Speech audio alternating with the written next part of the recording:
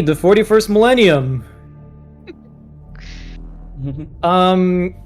So the galaxy is still at war, unsurprisingly. Lots of weird stuff is happening throughout the cosmos. Sinister shapes emerging in and out of the warp on a daily basis. Planets lost to time only to enter real space in the blink of an eye. Armies mustered only to fight over what is essentially 12 inches worth of ground. And, oh yeah, there's a party of murder clowns lurking through a ninth dimensional highway that circumnavigates the entirety of the galaxy just to guard a very nice library. However, we're going to be focusing on the developing situation on the hive world of Fenring Primus, where the rogue trader Dynasty of Silverwind has entered a very uneasy alliance with the Ordo Hereticus of the Inquisition. The Lord Inquisitor Victoria Rosamund Day has essentially commandeered your entire trade dynasty to help her investigate heresy of the highest order. A mysterious cult of Adeptus Mechanicus tech priests have gone rogue. Identified as the Fraternity, you guys first heard of them on the planet Zaith, when you learned that Cadium, your trusty explorator, has been marked for death by their mysterious organization. Rosamund Day split the party in two. Beck. You flew her down to the surface to meet the planetary governor in order to ascertain whether or not he's aware of the brewing heresy on his planet. Everyone else went to investigate a research facility in the mountainous regions outside the main city's capital. While exploring this compound, you found undeniable evidence of treachery of a very high order in progress. Apparently, the Adeptus Mechanicus were trying to research mind control techniques in order to create a rapidly self-reproducing shock troop. Unfortunately, their chosen specimen turned out to be none other than the Gene Stealer, an insidious alien life form that subverts entire planetary populations. Furthermore, this entire endeavor, codenamed Project Chimeras, has ties to the aliens you've been pursuing throughout the galaxy, the Hesh Qatar, inscrutable masters of neurosurgery known as Shadowplay. And what's worse, Grant's old nemesis, the traitor commissar Olesander S. Albagard, is in cahoots with the Fraternity, and through an intermediary identified as Cadium's primary hidden rival, Ludlin, the Fraternity has been sourcing incredibly dangerous and high-end materials from a planet of shattered glass, Vitria, which is on the other side of the galaxy, and two distinct warp storms, among other things.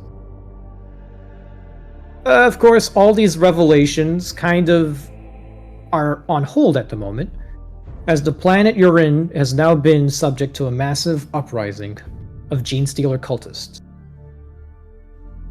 Cadium, Ark, and ZZ barely escaped their lives thanks to the help of a single Space Marine of the Elementor's chapter, narrowly escaping a trio of Gene Stealers that surely would have killed him had he not intervened. Malachi Onera now stands with you, and you all emerge from the depths of this facility as you see shapes gather in the distance. And skip. Everyone turn to page 10.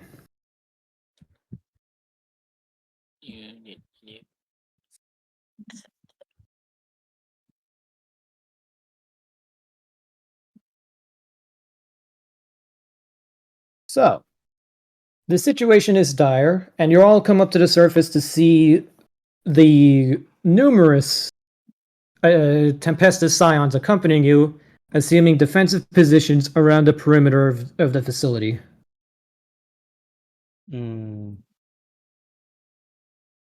Grant, you were the first one to come up from the lab, and so you basically are able to warn them about, the gene stealer situation developing downstairs as you notice movement out on the horizon. Currently, the facility you guys are on is situated at the top of a mountainous valley. You guys have a very good view of the horizon, and you can see nothing but empty fields of snow for as far as the eye can see. But you can see off in the distance flashes of light. If you could roll me, let's see, that would be awareness or scrutiny to see what exactly is going on in the distance. Awareness or scrutiny? Okay. The road channel. All of us are Probably just one of something to us. do with poor Beck. We'll get to Beck in a moment. Alrighty. I have a plus 40 to awareness. I have a plus 10 to awareness. I think that is 2 degrees of success. Oh Damn. shit! Wow. Yeah! Wow. Sorry, Okay. 1 degree of success. 33 for me. I just posted that. 2 degrees of success. I was asking Will because he's the just one Will? upstairs. Sorry. Yeah, Oh, you guys okay. are still downstairs. I forgot to mention. Sorry, We see a thing that we missed before, clearly. but you guys. Let's check. But you know what? We're gonna keep the rolls because that actually helps. Okay. Yay. Let's see. Scrutiny. Or awareness. Or awareness. Perception. They're both perception. So, my perception is a 36. I only have it basic, so that makes it 18. So, it is a success since it's a 6. Yeah, 1 because degree you of success, basically. Yeah. Yeah, you rolled a fucking 6, man. That was impressive. Holy shit! Awesome, man. What a way to start off the night. Yeah. So you basically stand on top of the walls, and you can see off in the distance what looks to be a massive amount of people gathering at the outskirts of this massive valley. Mm-hmm. Closer inspection reveals that they are all armed and wearing some form of jury-rigged armor made out of what looks to be mining gear. Mm-hmm. And you can also see that a number of them are carrying banners, all of which are tipped with a sort of spiral worm figure against a bladed cog.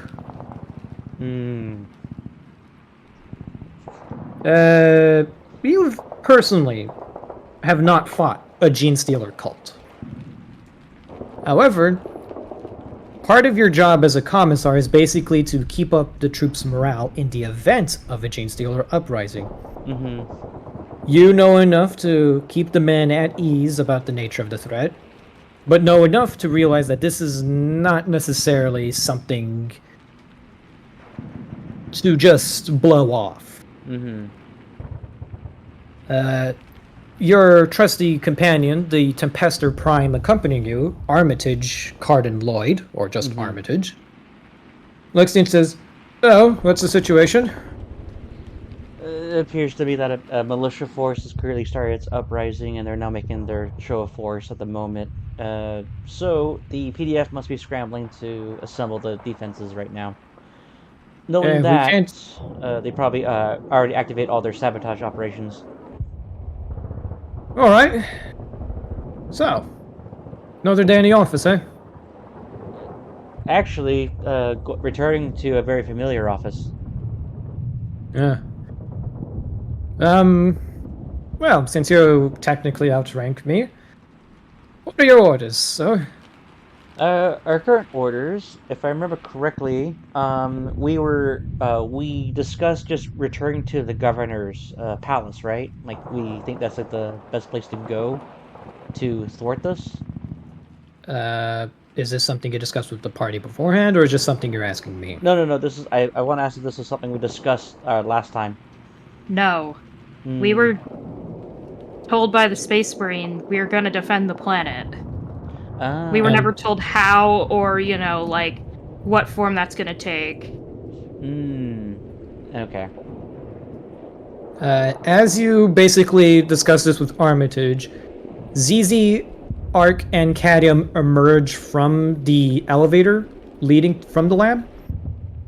And accompanying them, Grant, you can see this absolute unit decked out in yellow and red power armor that you recognize as a Space Marine. You're fairly certain you did not see this Space Marine enter the facility, so he must have been down there, and one of your companions must have helped him out. So Cadmium, Arc, and ZZ are being accompanied by the 9-foot-tall superhuman cyborg. Has there been like gunshots and like signs of rioting or something like that going on in the distance? You're very far away from the main. Well, you're far away from any settlements. This place was built here for isolation, but you have not heard any like gunshots or anything. You can just tell that there are forces amassing outside the valley, ready to storm your position. That ain't so. That is no bueno. So I regroup with the party, or right, the retinue, Yep. and then from there, I'm just gonna go. Glad you could make it. Pleasure, my lord. The Space Marine nods and says, "Are you in charge here?" For the time being, yes, sir. Good. He looks around and says, "This position will be fortifiable, but not for long.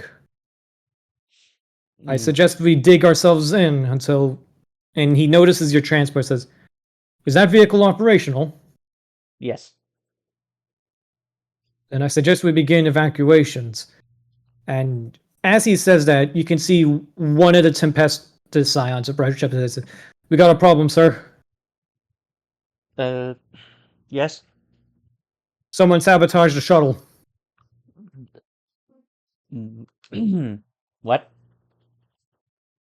Shuttle, sir. It's leaking fuel. Have you The tech... so- oh. We have a tech priest with us and your explorator, but I don't think we're going to be able to repair it in time to escape.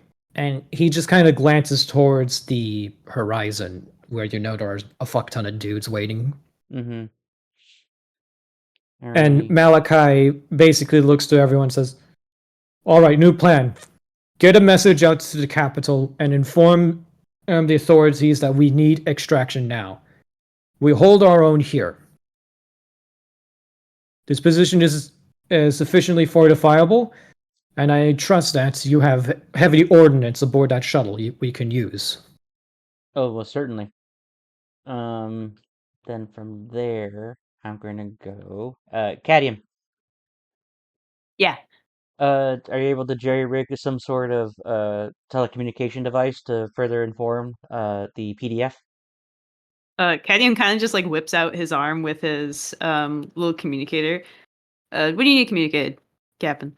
Tell them that there's currently a Gene Stealer occult uprising. We currently don't know exactly their forces yet, but also for them to essentially begin evacuations. On it. Yeah, Cadmium will like send a little message. If that's possible. All right. So, I'm going to ask the party present here at the facility what actions they will take to fortify the facility. So you said that the shuttle's leaking fuel, right? Yes, it is sabotaged and it will not... You could fix it, but you won't have enough time before you're overrun entirely. Okay. Your best bet is to call for extract from the governor or the Inquisition. Okay. So there's no point fixing the shuttle. Got it. No, but Cadium does not shed a single tear, but he looks like he's about to. there are other security measures that you are aware of within the facility that could help you. Oh. And yeah, the shuttle, it does have weaponry stored aboard that you guys can use.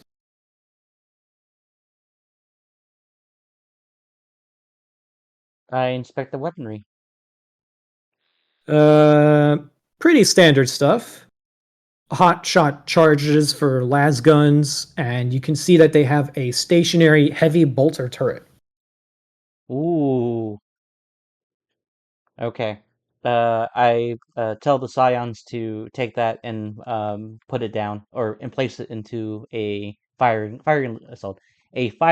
lane. Can't talk because I'm so excited. Okay. The men, these soldiers are professionals, much like your own, Mm-hmm. and they follow your orders to the letter, setting up the heavy bolter. Mm-hmm. You have enough munitions to hold out, but not for more than a day. Mm-hmm. So as soon as the shuttle comes, you're gonna want to get on it. Cool.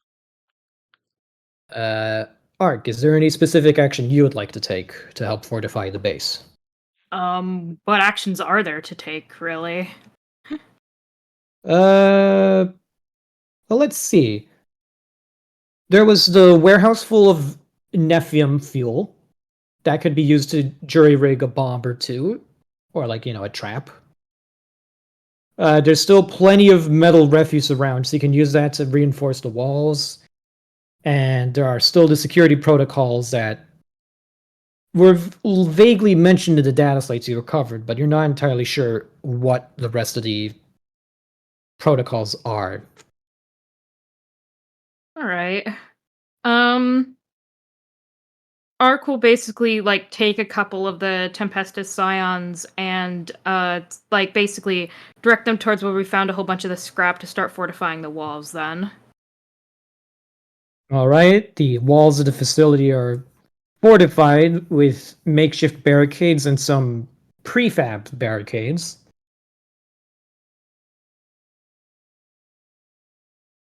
Cadium. And what? I want to ask a question to Cadium. Yeah. What's up, Cadium. Captain? So Cadium, when you were able to, while you were down there, were there any signs for you to essentially get into their system? Um, because this place was one of the many bases of this current uprising, so and they were expecting the Ordo Hereticus, I think that, or was it Xenos? Hereticate. Yeah. They're No, expecting the Ordo Xenos. Xenos. They couldn't let in the Ordo Xenos. Yeah. The yes. Ordo Ordo Hereticus Xenos. was fine. Yeah, the Order of Xenos. So they were preparing to defend themselves against one of the many orders. So they must have some sort of defense system. Or you think you're able to find out what they might have? Sure. I can see if I can play around with it. There are plenty of cogitators up here on the surface level. The lower levels are currently sealed off to keep whatever's buried down there buried. Yeah, let me fuck around with these cogitators. Fuck around, you shall. Let's find out. Let's see. I want you to make me a logic test. A logic test. Okay. What's my logic? Just my intelligence. I have to make a 58, I believe. Logic is basically tech use, but you're more not necessarily working with machines of not using your brain. I just barely made that by 2. Okay. So Barely.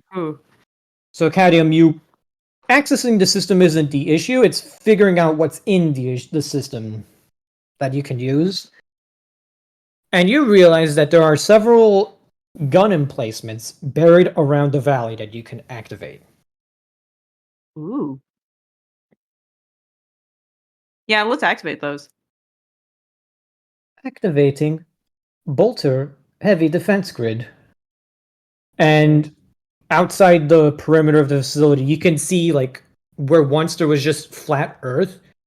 You can just see several gun emplacements rise up from the earth covered in snow. And they just sort of pop up at the ground like moles. Cadium kind of like turns to Grant and gives him a thumbs up. Okay. But Grant thinks to himself, I'm really great, so really glad I didn't go on my impulses and have him shot. Oh. And Zizi. Ark's impulses. And everyone's impulses to have Cadium, who's slightly heretical, be shot. He's very useful, despite his isms. Zizi, Yes. is there anything you'd like to do to help make the place defendable? I don't think Zizi's the type of person to be useful in this situation. I mean, I'm sure they can help out in odd ways. Is there a way for What? Zizi to be useful? Remind me again what navigator powers you have. I don't have the distance one. What's the distance one? The, like, being able to see X amount of, like, using the warp to see some amount of distance. Oh. Right, you just have Littlest Stare and the one that sets people on fire, correct? Yeah, because I miscalculated / didn't know how navigator powers actually worked. Yeah, so you So can't. the distance one was one of the ones I dropped since I've only used it once. Oh, that would have been helpful for this. Yeah! Zizi, do you want to use the big bolter? I can shoot things. You can shoot things. That sounds good. Yeah. Alright, so ZZ, you help I'm on man. weapons duty. You can see that they've set up a second bolter gun. They found the other one in the back of the shuttle. So ZZ's on one, Armitage is going to be on the other heavy bolter. Does ZZ have heavy weapon training? This is a Do I? turret. Ah. So it's Okay. like, so ZZ is not like lifting the thing up and basically. Oh, all right, then yeah, holding that it, works like- fine. It's like a fucking Like a machine gun. Human It is- machine gun. It's a yeah. mounted. It's It's mounted. basically It's basically like the turret on top of your guys' truck in my Rogue Trader game. You don't need anything special to shoot it. exactly. It's Let's see, basically. Strength It is four. Oh, their basically. strength sucks. Yeah, I wouldn't be able to lift Yeah. anything if I tried. Yeah, no, this heavy bolter is mounted on a tripod, has a blast shield and everything, and you got a guy off to the side, like, holding up the magazine belt with these massive soda can-sized bolter rounds. Oh boy. Yes. And, mind you, these things were originally built for guys who are 9 feet tall. Uh-huh. So there's going to be a lot of recoil, but also a lot of damage. Uh-huh. So, Malachi just looks around. Excuse me. And you see he's basically just rummaging around the base for something that has long distance. And eventually you just see him sort of settle off to this more or less exposed corner of the wall with the intent that he's just going to hold this entire base section of the base himself. Mm. We're going to segue a bit. Everyone turn to page 14.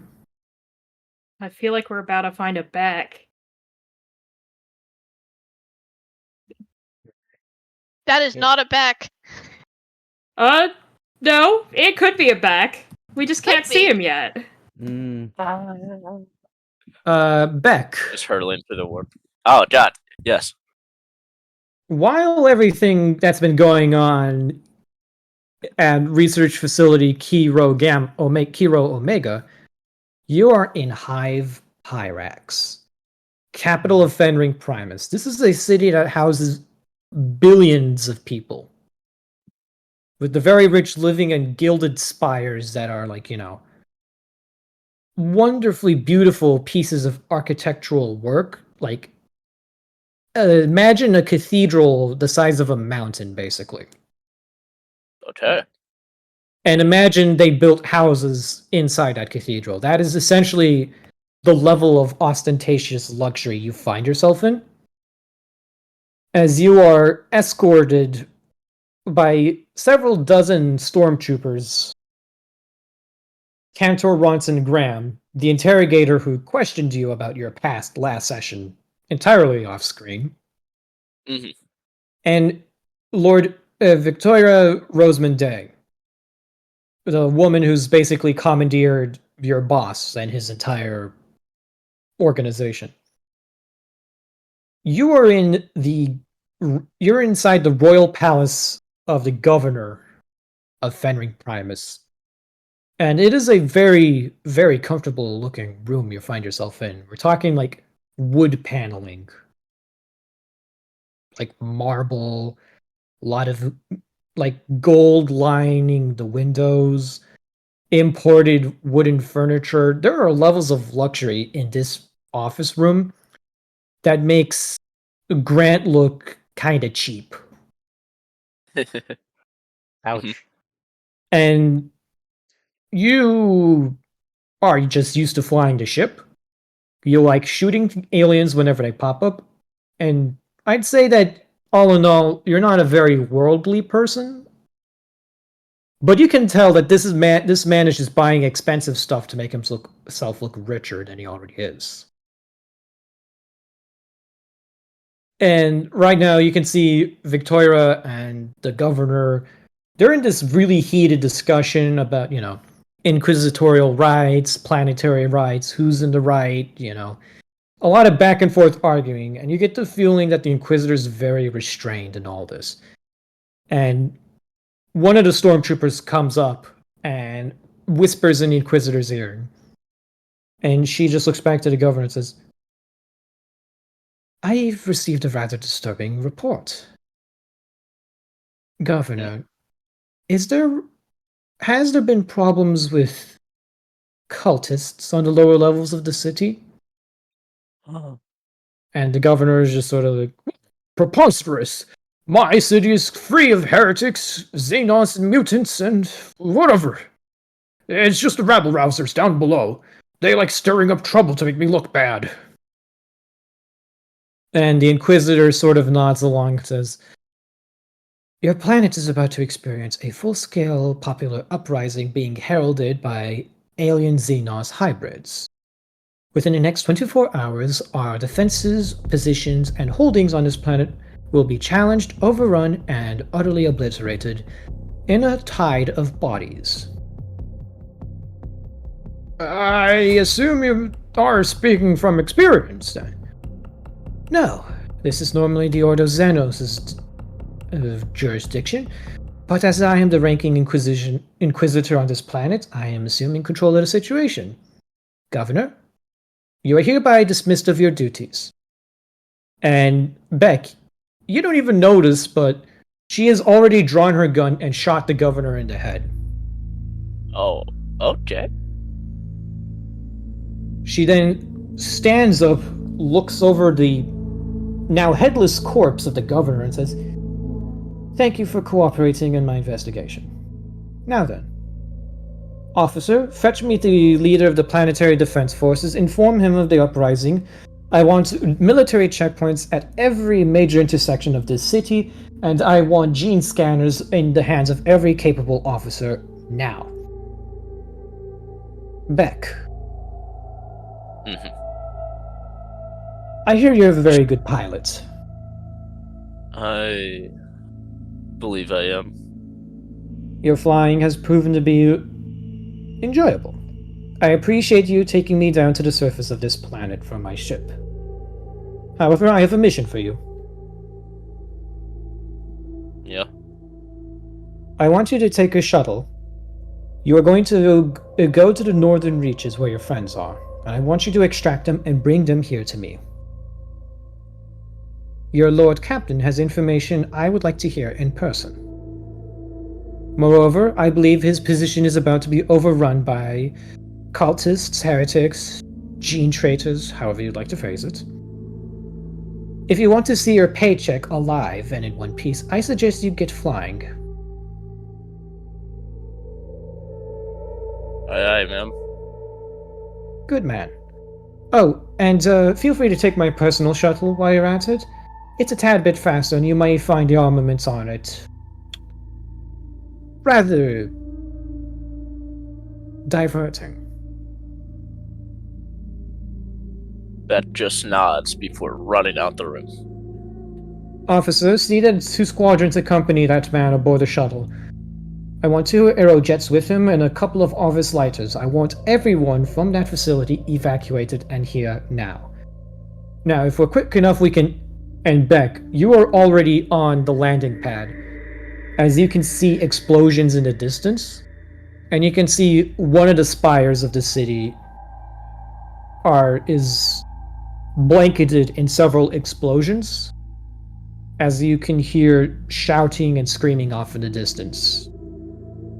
You trail down towards where the streets are, and you can see a mass of people rushing towards the palace, most of them bearing war banners, crude mining gear, hobbled together weaponry, and among the crowd you can see very misshapen individuals, horribly mutated with extra arms, claws, fangs, and worse.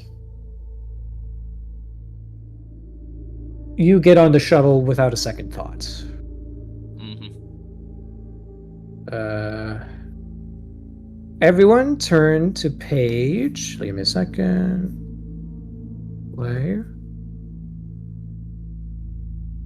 Everyone turn to page 13.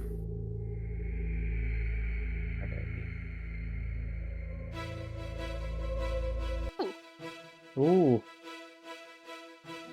Still have it, but- Battle map. You are here.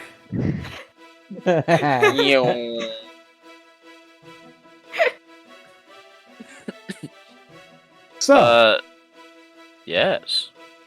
Beck, you are inbound on an Aquila shuttle, accompanied by a flight of other escorts and shuttles.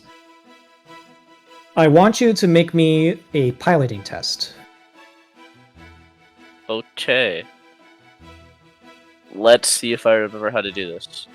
So, I have agility of 59, and my piloting skill is plus 24. So I now roll below a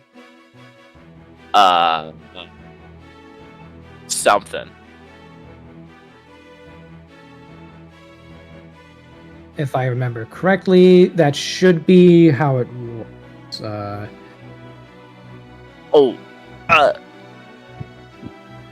24. That's plus a 9. 9. I had to beat an 8. 83, sorry. Okay. Everyone, Cooper is inbound in 3 turns. Ooh, okay. Meow. Which means- Meow. Which means Star you battle. need to hold off the horde for about 3 turns. Is it looping? I can't tell if it is. I have no idea. I don't either. This is the first time I'm using Matchbox. That's why Yeah, it's Finicky. yes. Oh. Okay, so... Oh yeah, it does the voting thing. Yeah. Okay. Dash loop.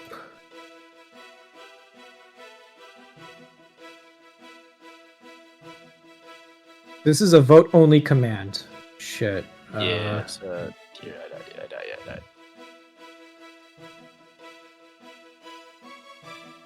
Okay, I need everyone to roll me initiative. Wow. Set to me So, For now. for now. today this is going to be a bit of a different thing. We're going to be using horde rules. You are not fighting one-on-one.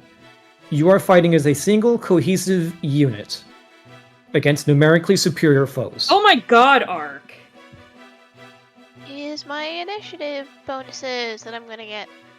Or I'm still not gonna beat back, but like, oh my Was- god, Ark. Initiative was D10 plus Agility right? bonus, Yeah. yes. And any other miscellaneous bonuses. Do you want me to also and I roll have Theodore? a cat. which No. helps. Okay. You're inbound, Coop. You're basically So that's zooming over the continent. Grant! 16. You have a higher bonus, so you're gonna be going before me, Tam. Do I I? do have one question. Actually, though. Tam, what's your raw agility bonus without anything else? 41. Okay, I actually go before you because my agility's over 50. Yeah, I need to update ZZ's agility. Pretty Yes. bad. I mean, you don't Cooper? really need it as a navigator, but like, No, yeah, you're right. When I can mean, I get an equal. I get as much initiative bonus from the cat as I do from my agility. for the talented talent. Do I? Can I also choose my gun shooting abilities? I don't think so. No. you can choose Okay. ballistic skill. Oh as yeah, an no, that upgrade. is true. Oh yeah, you can always upgrade your own ballistic skill Yeah. as a stat. I don't think you can use talented for it though. Okay. No, you cannot. Okay, so if someone can organize the initiative for me, I'm gonna roll for the horde. I've already started. Don't worry. Okay. Eluna's So- got you covered. Oh wait, Grant is at 4. Hold on, I shortchanged him.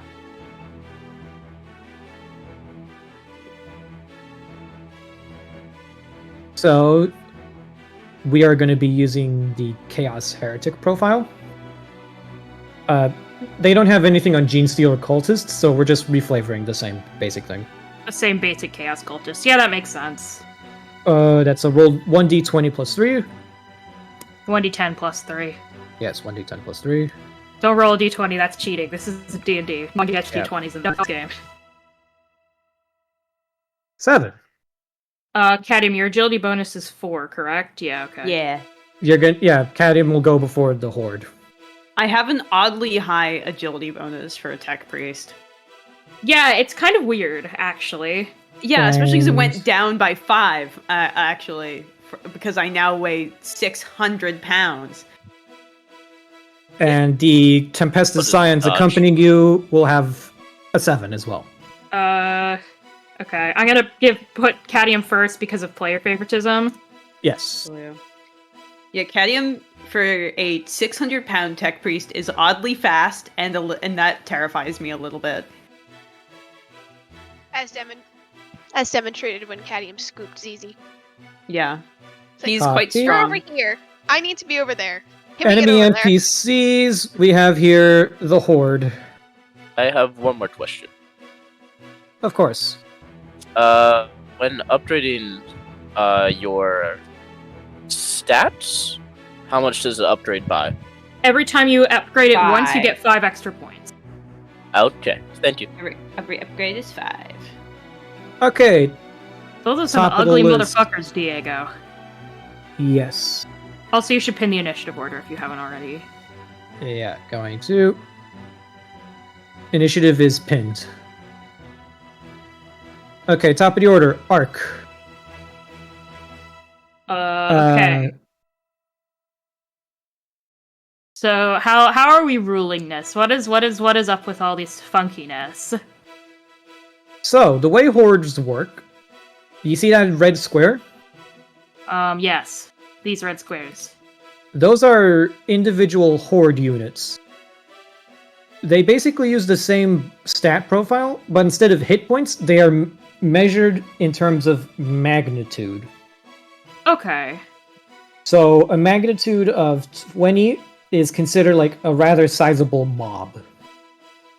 Okay. 120 is about the size of like the 5 armies. Alright. These are rather small hordes.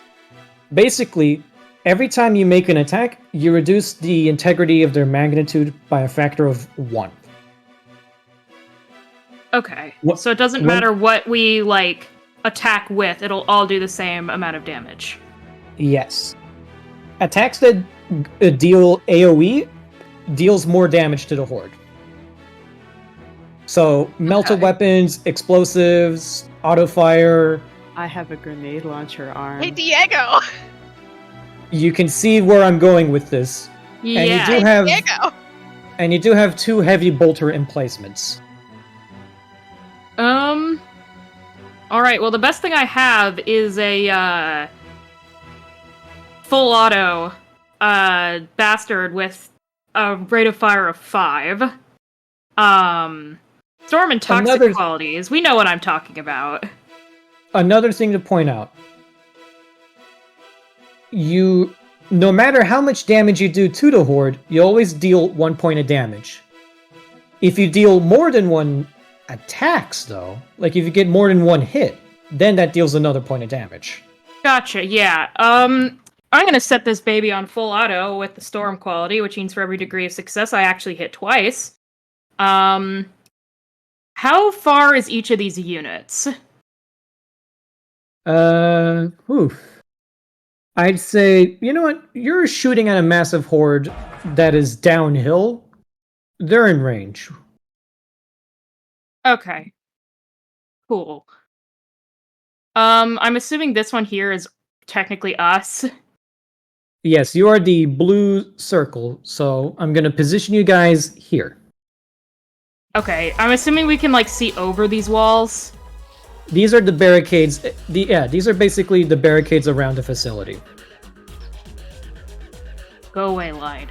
Go away. 15. Alright. Yeah, I'm gonna set this bitch on full auto and, do a little bit of shooty-shooty. I need to beat a 82? Yeah, go for it. 37. That is, enough degrees of success to hit all 5 times. Because Okay, each good. degree of success is 2 shots, I have a rate of fire of 5. Alright, so double checking.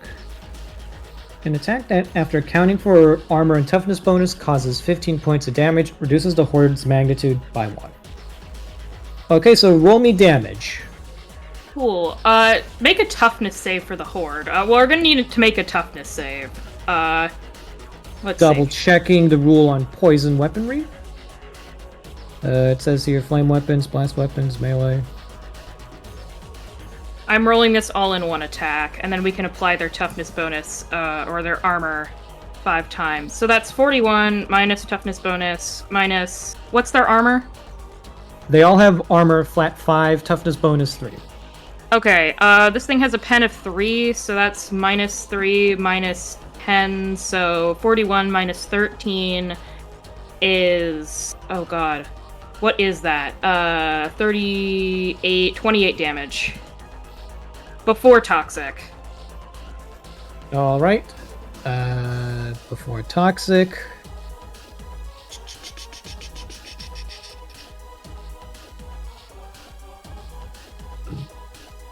Excuse me. Which, let me So- calculate all of the tests they have to make. Because this is obnoxiously complicated. Yes. 10, which is the first one, so that's reduced by 5. Next one is the same, but only reduced by 2, which is 8. 9. And those other ones only did 3 and 3. So they need to make me a minus 50, a minus 80, a minus 90, a minus 30, and a minus 30 to avoid toxic damage. I'm assuming the 80, the 90, and the 50, they can't make it all. Hang on, I'm double checking the rules on poison damage with regards to a horde. Yeah. So that, it's not... Why isn't it moving? Okay, so...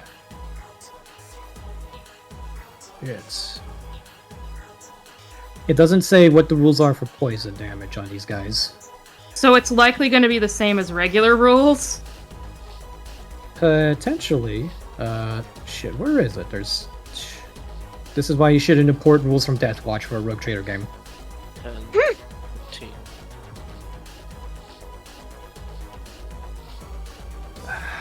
Damn How many it. book tabs do you have open? No. I have a lot of tabs open. I'm sorry. Take your time, man. I probably should have, let you know that I was going to use poison weapons beforehand, but I think I'm the only person in the party with them, so... Yep. Yeah, basically, so... Shit, which one was it? Was it... Mark of Zeno, of course. There's this book.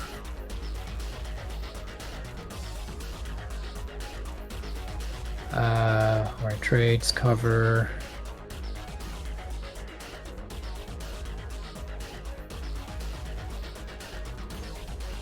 Also, to make it clear which one I'm shooting, I'm going to trim it in a bright pink. Actually, Diego, is it okay if I trim all these units in different colors? Yes.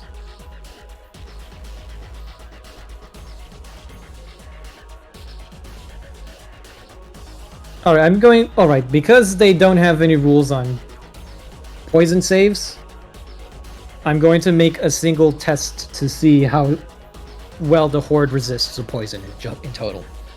Okay. That's going to be because of how poison rolls work and how much damage they took from each shot. Anywhere from a minus 90 modifier to a minus 30 modifier. Oh, that's pretty good. It'd be minus 30 with the lowest penalty. With that in mind, and how weak these little guys are. Toughness of 30. Yeah, that's a 0. So they literally can't make it even if we're using the lowest possible value. No. Well, that is an extra 32 poison damage for a total of 60 damage. Eesh. So that one Horde, we'll just say, is reduced to half fighting strength. Yes, I was shooting at this pink one because I think it's technically the closest. So There's its the yellow magnitude... one. So, Ark, you basically pop out of cover and lay down suppressive fire with the Shard Carbine. And you can see a lot of these cultists fall to the, razor-sharp, poisoned munitions. The Horde thins out considerably and is effectively at half fighting strength. Hurrah! That is in full action. That is the end of my turn. Okay, so that's Horde Pink, Mm-hmm. Horde Yellow, Horde Perp, Horde Blue, and Horde Orange. Yeah, so I made them all very distinct colors. They all have a magnitude of 20. So they're not exactly large, but that... Remember, 20 does not mean, it's made up of 20 dudes. No, It's 20 more- means it's a strength of 20 and compare... Oh, I can't put a frowny face in it to signify that it's been hurt. It will make 2 lines, unfortunate. Yeah. Actually, hold on, I have an idea. Who's next on initiative? ZZ. So- Bitch. Okay, with what will you be shooting a bitch? Why is I it mean- upside down? Okay, whatever. I mean, Grant has given me access to a mounted machine gun. So, Yes. I have the stats for it right here. that. Roll me damage with it. Oh Roll wait, you roll me an damage? attack. Roll me an attack. Since it's a bolter, it's automatically on full auto, so plus 30, Tam. Plus 30? It's a heavy bolter. It only can fire on full auto, which means you're using a full auto burst. You got it. Yeah, that succeeds. How many degrees? Okay. Because that determines how many shots. Well, it had to beat an 81, so... 81. So A 6 lot. degrees of success. So what's the rate of fire on a bolter, Diego? Says here is 6, I believe. What is that Okay, damage? ZZ hits a total of 6 bolter shots. And because it has explosive 1, that is 7. So, which horde were you shooting at? Just for funsies, let's say... purple. Horde Perp is reduced to 13. Yippee. Can I do Uh, that again? No, that's a full action. Oh. firing on full auto is a full action, but you were just basically holding a gun, shooting and aiming a massive gun the size of I wouldn't say a printer, but more like a cabinet. I don't know why these smiley face emojis are pasting it upside down. So, yeah, basically, you're just shooting rocket-propelled grenades at this horde, and you can see explosions rip through their ranks as they're basically being torn apart, limbs are going flying, lots of blood and gore. The snow is quickly turning red under your onslaught. Next up on initiative order, Cadmium. Me. Cadmium, you've activated the defense systems around the facility. Right. Is there... do you keep accessing the cogitator for additional support? Yes. Alright, make me another logic test. Okie dokie. Once again, my logic is just the flat 58. 1d100. 24! Go, Cadmium, go! Hell yes. Keeping around. With the rights of access, you recite prayers in the technolingua of the machine cult, and waving a little censer of burning incense in front of the computer screen. That's so funny to think about. You are basically granted access to a subroutine command that just says "Murder Servitor." Murder Servitor. Captain! Yeah. Should I activate the Murder Servitor? Yes. Okay. Yeah, Kenny's gonna activate the Murder Servitor. Boop boop boop boop boop boop. Murder Servitor activated. Command copy. Command V. Cadmium is very excited to see what the Murder Servitor is. We're just gonna give this the red border. Make it a bit thicker so it's easier to see. You know how the bolters emerged from the ground covered in snow? Mm-hmm. You see several cryostasis tubes emerge from the ground in front of the facility. And the cryostasis chambers open up to reveal these misshapen servitors with swords for hands. Oh, that's why they're called Murder Servitors. That makes more sense. It'd be better if they gave them more specific naming conventions. You see that these murder servitors do not have any sort of armor. They're basically just torsos with swords for limbs, Oh my god.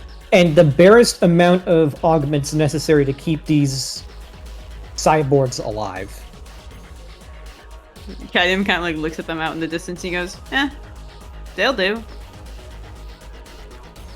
The horde of murder servitors will charge the pink horde, and they will be engaged in melee combat.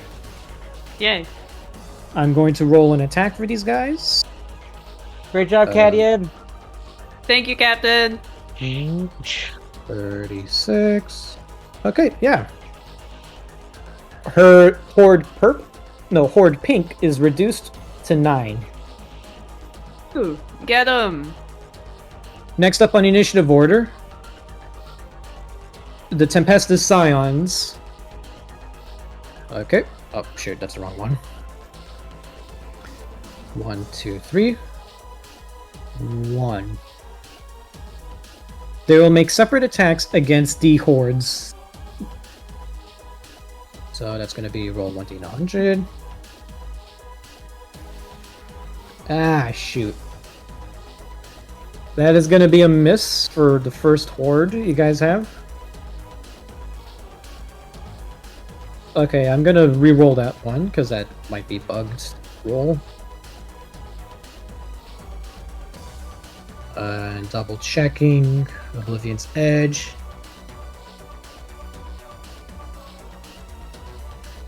One of your stormtrooper squads makes their attack. The other one does not. So, Horde Orange is now reduced to... Because they're using hotshot lasguns, they're trained for individual targets. So their attacks are not going to be as effective against the Horde. Horde Orange is reduced to 19. Who's up next? Was it...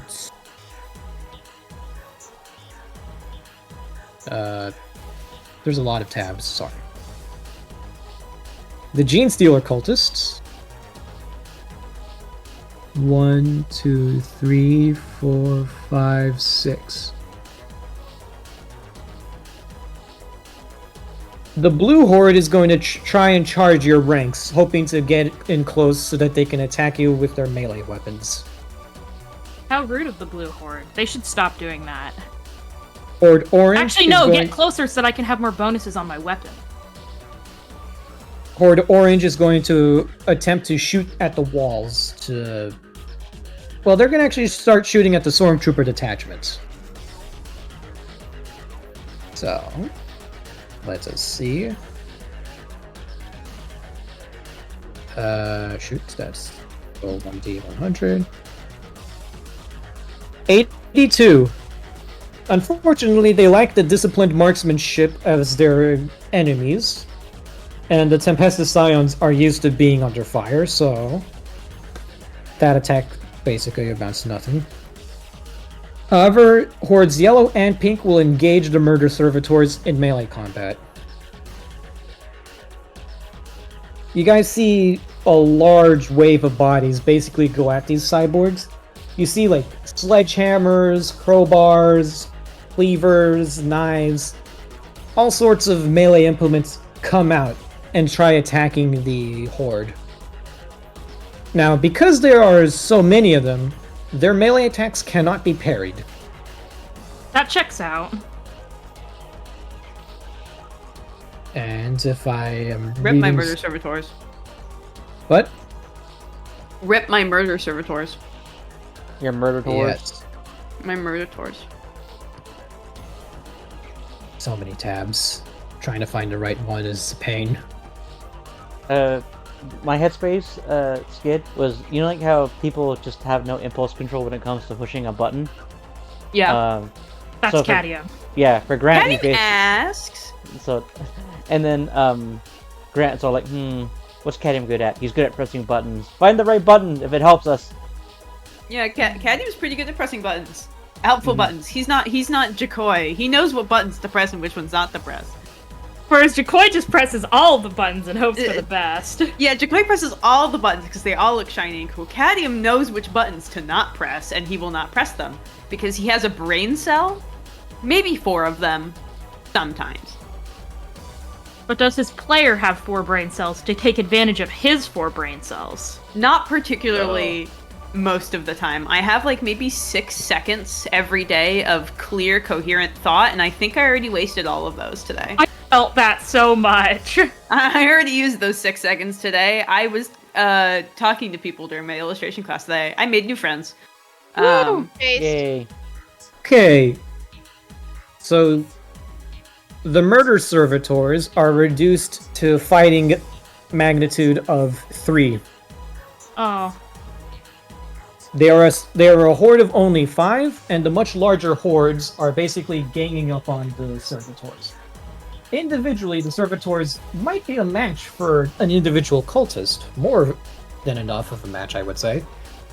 But sheer bodies and fanatical determination to kill anything in their path means that Servitors are going to be quickly whittled down to nothing by the time Extract arrives. So, Grant, it's your turn. Alrighty. What Grant is going to do is that he is going to, let's see, I get the wrong thing. If you have any attacks that do AoE or explosive damage, that would help. What I was going to do is that I'm carrying 3 frag grenades on me right now. And, you know like how there's like a 6-pack of soda? Diego, I basically look to the closest Tempestus side by going, hand me your frags, like the frag grenade belt. The Scions look to each other and, you know, they're trained professionals. They hand you a grenade each. Mm-hmm. So, how many grenades can I cobble together in this grenade bouquet? I'd say a max of 5. Alrighty, cool. Plus there's the 3 I carry on me, so that's 8. That would definitely do it. Alrighty then. I basically jerry-rig like a string, or like, you know, like a piece of like utility wire. And then when I yeet this shit, I'm gonna yeet it like a satchel charge. Toward a horde. Okay, so how many grenades did you say that was? 8. What's the blast value on an individual frag grenade? The blast value? I 4. am not sure. 4. Yeah. 4. Skid is right. Damn, I know. I'm good. I So, have a four good kid. answer. You're welcome. So 4 times. So that's 4 times 8. Mm-hmm. So 32. 32. So this would confirm. So if this satchel charge goes off, that is essentially 32 points of magnitude damage. This would kill an entire horde. Mm-hmm. So I look for an undamaged horde then. You've got yellow, orange, and blue. Blue Alright. would be the best candidate, but you need to throw me a strength check to lob it into the horde because of the distance. Oh, really? Because These- I thought, what's it called? It's a ballistic skill, the yeet grenades. It is ballistic skill to yeet grenades, which is completely fucking stupid. Because you're Actually- basically making sure they land in the vicinity instead of making sure you can throw them far enough.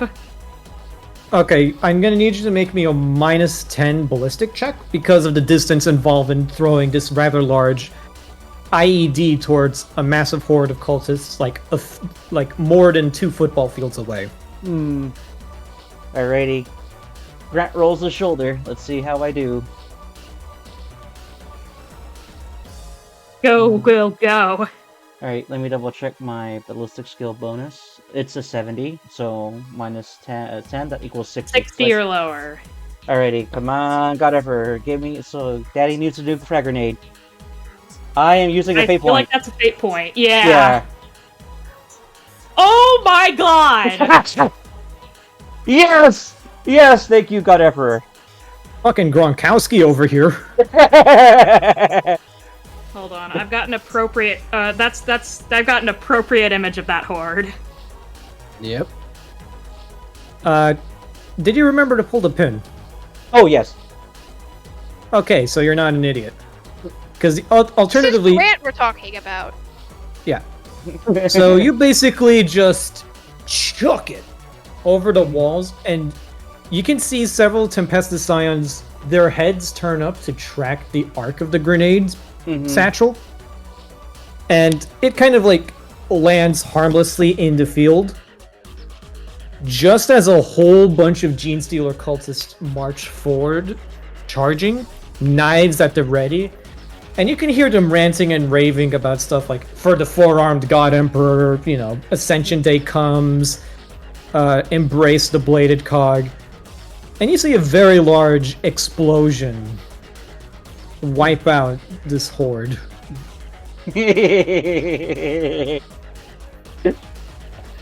And then from there, Grant's gonna look toward him and goes, "What are you looking at me for? Keep shooting!" The Scions return, Scions nod and just lay down suppressive fire. Top of the round, Beck. Nyong. Make me another piloting check. Aha. Well, since I've advanced my skills, it is now a... shit. I hate math. 69 plus 24. I have to roll a 93 or a below. What if He Matt really loves is a you, master Cooper? pilot. This is for a flyer, correct? Yeah. Okay, just making sure, because you have a maneuverability of plus 10 Oh, with fuck. the Aquila lander. I Then don't he, even... then he can't fail unless he rolls a natural 100. Okay, so if you basically roll a 100, you would have been shot out of the sky. If As only- you I think immediate- he's okay. Beck, you are cruising over the northern continent. A whole flight squadron of the Aeronautica Imperialis as your wingmen. You're basically Top Gun right now. Nyong, nyong. But much like Top Gun, you are immediately shot at by stolen AA guns. What the... Looking down, you can see that there are hijacked basilisks trying to shoot you out of the sky. These are APCs configured for anti-aircraft fire. You can tell that the uprising has already begun, since these guys are supposed to be on your side. Mhm. Fortunately, though, you're not a bitch. You can fly. And like a leaf in the wind, you evade the flak explosions rocking the skies around you. One of your escorts is shot out of the sky, however, but you are still okay. Becca's just built different, man, with his 7 degrees of success. Yeah. Okay, next up on initiative order is Ark, I believe, correct? Yes, I am first other than Beck. So, what are you gonna do? I'm gonna do that same... Horde Yellow is still okay. Yeah, I'm gonna do that same thing I did to, like, because, actually, no. I'm gonna, because this one is engaged in melee, and I don't want the penalty. I'm gonna go look over to where Horde Purple is, not looking too great after ZZ, blasted the absolute fuck out of them. Teehee. And, I'm gonna do the same thing I did last time, but, like, again. Roll me a ballistic skill. I just love that tab. In the recording. I'm going to use a fate point to re-roll that, because, that would jam my gun. Yes. That does not jam my gun. This is best craftsmanship, so it just fail. It can't jam. But either way, I don't really care. Let's see. Actually, I need to be a 92 because this is best craftsmanship. So all 5 shots hit once again. Okay, so that is going to be 5 points off Horde Perp. Yes, plus whatever we rule the toxic damage as. I'm going to roll a toughness test to see if they resisted tox damage. We're going to have tox damage be 1 magnitude of damage. Understood. Because, you know, if they take 5 damage, it should be at minus 50 too. But, you know. Yeah. Because, again, poison damage is only useful against an individual rather than a mass crowd. But if enough of them get scratched by the bullets, then... 36, and these guys have a toughness of... Ooh... 30. They are down to 7. Well, that is very unfortunate for them. Yes. You're basically shooting at them with an alien torture gun. And, well, these guys were expecting just regular bullets. I like my alien torture gun. It works quite well. Next up, Is ZZ. Upside down? Oh my god, why are they all upside down?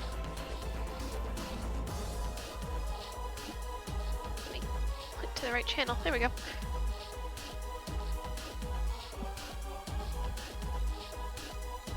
How about no? Yeah, the fate points you can freely use, otherwise the bolter will jam. Yeah, let's no. Let's just say no. That's better. That's much better. Okay, so that's gonna be 2 points off. Which horde are you attacking?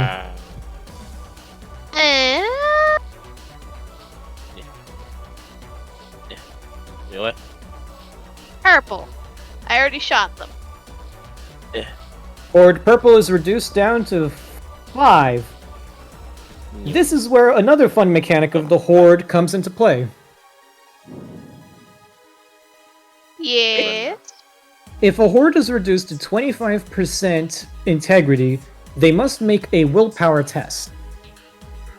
If, let's see, if it is reduced by 25% in a turn, it must make a willpower test when it's its turn to act again. If it passes, it may continue to act. If it fails, it breaks and flees at its highest move value.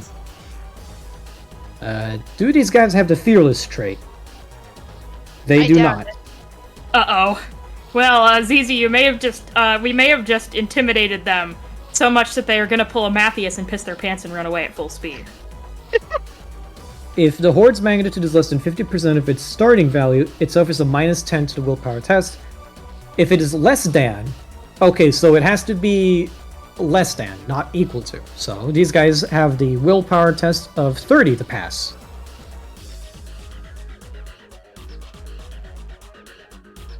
That is a 1, not an exclamation point. Ignore that. 62. Horde, I think, is breaking up and fleeing. At its highest move value... so between getting shot at by a shard carbine and a child on a bolter... Hey! affectionate. The Gene Stealer cultists still somewhat in possession of their mental faculties, turn tail and start to run for the hills. They will be back, but in greater numbers. Now, next off on the initiative order, we have Cadmium. Me. Would you like to join the festivities now that you've activated all the facilities' defenses? I would love to. I have a grenade launcher. So you do. I'd like to launch a grenade. Which horde are you targeting? Probably orange, since it's I think the only one that hasn't one of the only ones that haven't been damaged yet, and I don't want to hit my own goobers. That's good. Horde Orange is standing at 19 magnitude. Roll me a ballistic skill to see if you hit. Okie dokie. I am simplifying the Horde rules, but you guys are basically holding off. This is basically like the Alamo. Oh. Okay. Except I instead have of to make a 73. except instead of fighting a horde of rightfully angry Mexicans, you're fighting off a bunch of mutants. I rolled a 26. I had to make a 72. Okay, so, Sorry, 74. I had to make a 74. I rolled a Okay. 26. and just checking the rules on blast weapons. Equal It to has its a blast value. of 4. So a grenade with blast 4 will automatically hit 4 times if successfully lobbed into the horde. That is a quarter of their health gone. That is almost a quarter of their health gone. They're reduced to 15. Wow. Have you seen a guy? Do you know what it looks like when a bomb explodes underwater and like a whole bunch of water comes up from the surface? Yeah. Yeah. Imagine Dampa with bodies. Oh yeah. Good job, Ooh. Skid. I would like to point out that it's my little tiny itty bitty grenade launcher that's in Cadmium's arm, like a Mega Man arm cannon. So Cadmium just like pulls up, cocks his arm, fires a grenade, and kind of like turns to the rest of the party and gives them a thumbs up. As the explosion goes off in the distance, and you guys see like Gene Stealer parts go up into the air. Yep. Up next, it is the Tempestus Scions, I believe. No, it's the Gene Stealers. No, it is the Tempestus Scions, my bad. We're gonna roll an attack from the Murder Servitors. They're gonna target the Yellow Horde.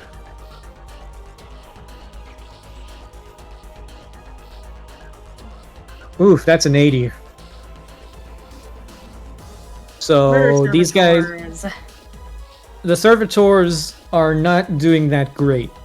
Either a fault of maintenance, a lack of maintenance, faulty construction, or they were just there to scare people away. They're not doing that great. I roll D100, roll 1D100. Once again, one detachment of stormtroopers proves to be more effective than the other. Horde Orange loses 2 magnitudes to the attacks of the Tempestus Scions in your ranks. Woo! It is now the Gene Stealer's turn. Horde Orange is going to attack again. This time aiming at the Tempestus Scions once more.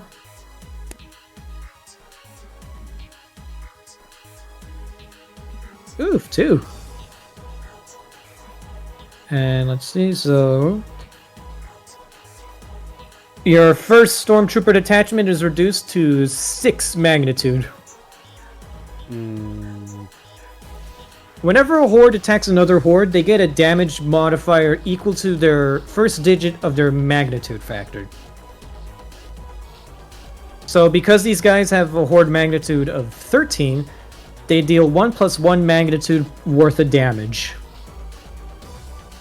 If they are at full strength, they would have done 3 damage to your Tempestus Scions. Oh. No, not the Tempies. The Murder Servitors are going to get ganged up by the pink and yellow hordes. That's a 95 from one horde, probably the weaker of the two. So, from the looks of it, there's a big standoff in the middle of the field. The murder servitors have now established a kill circle and are desperately fighting off the combined forces of two rather large group of Gene Stealer cultists. In a pool noodle fight, because none of them can hit each other. Oh no, they are absolutely hitting each other. You can see bodies falling and hitting the snow all the time. They're just not falling at a rate fast enough to, sufficiently wear out their numbers. Gotcha. So, like, on a one-to-one basis, they are still killing each other, but not enough to, like, do real numbers to the size of the horde. It's starting to look a bit Lord of the Rings out there. Siege of Pelennor Fields, if you're so inclined.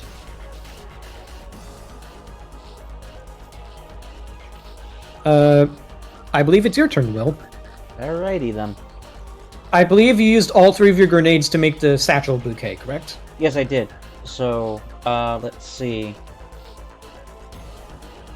If I'm not mistaken, your plasma gun has a blast value? Slight blast value. I think it's small. Let me pull up the Rogue Trader document.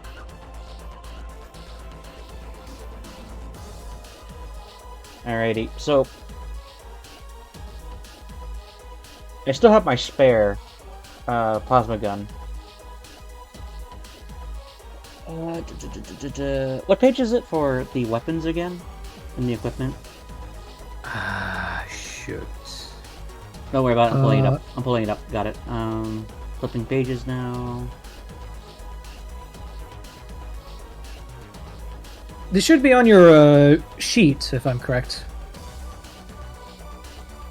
That is also true.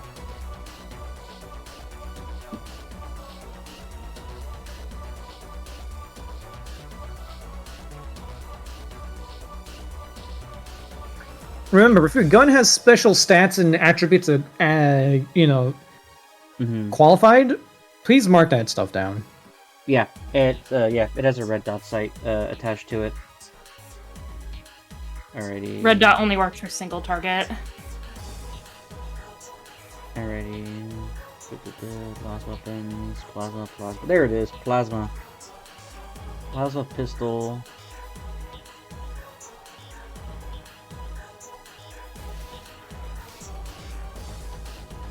No, I don't. It doesn't really have splash damage. The only one I think that does would be the plasma gun, but I don't see it on the weapon range weapons list on their stats. So, what I'm going to do instead is I'm going to go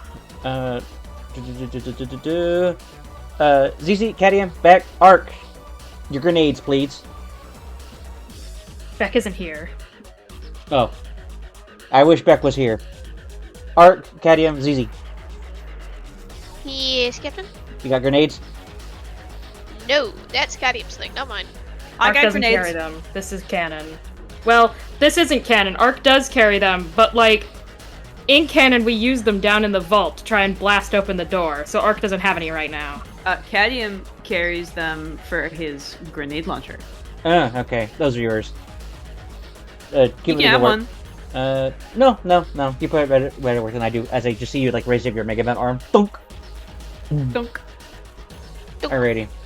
You can order one of your Tempesticides to go on a grenade run. I'll do that. Savage explosive equipment, doesn't matter. He sort of gives you one of your scions gives you a salute and returns with a crate full of grenades. Alrighty, cool. I make another makeshift satchel charge. How much can I cobble together on my turn? Is demolition? Hang on, let me check. Do you want me to roll a demolition skill test? Because I actually have that as a skill.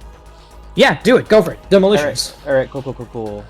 Improvise another satchel charge grenade bouquet. Yep, demolition. Because this is something we discussed last time, because, duh. Artillery division. I'm rolling a fate point. Keep track of those. That is bullshit. You cannot roll use again. 2-on-1 roll. Roll again. That might be bot. Yeah, I was gonna say that may very well be though Avray being Avray because we've seen it roll like the same result like 5 times in a row and it gets stuck. Oh. It happened to me. If It you happened roll to me it too earlier, fast just because now. of how the pseudo random works, it won't work. Alright, intelligence.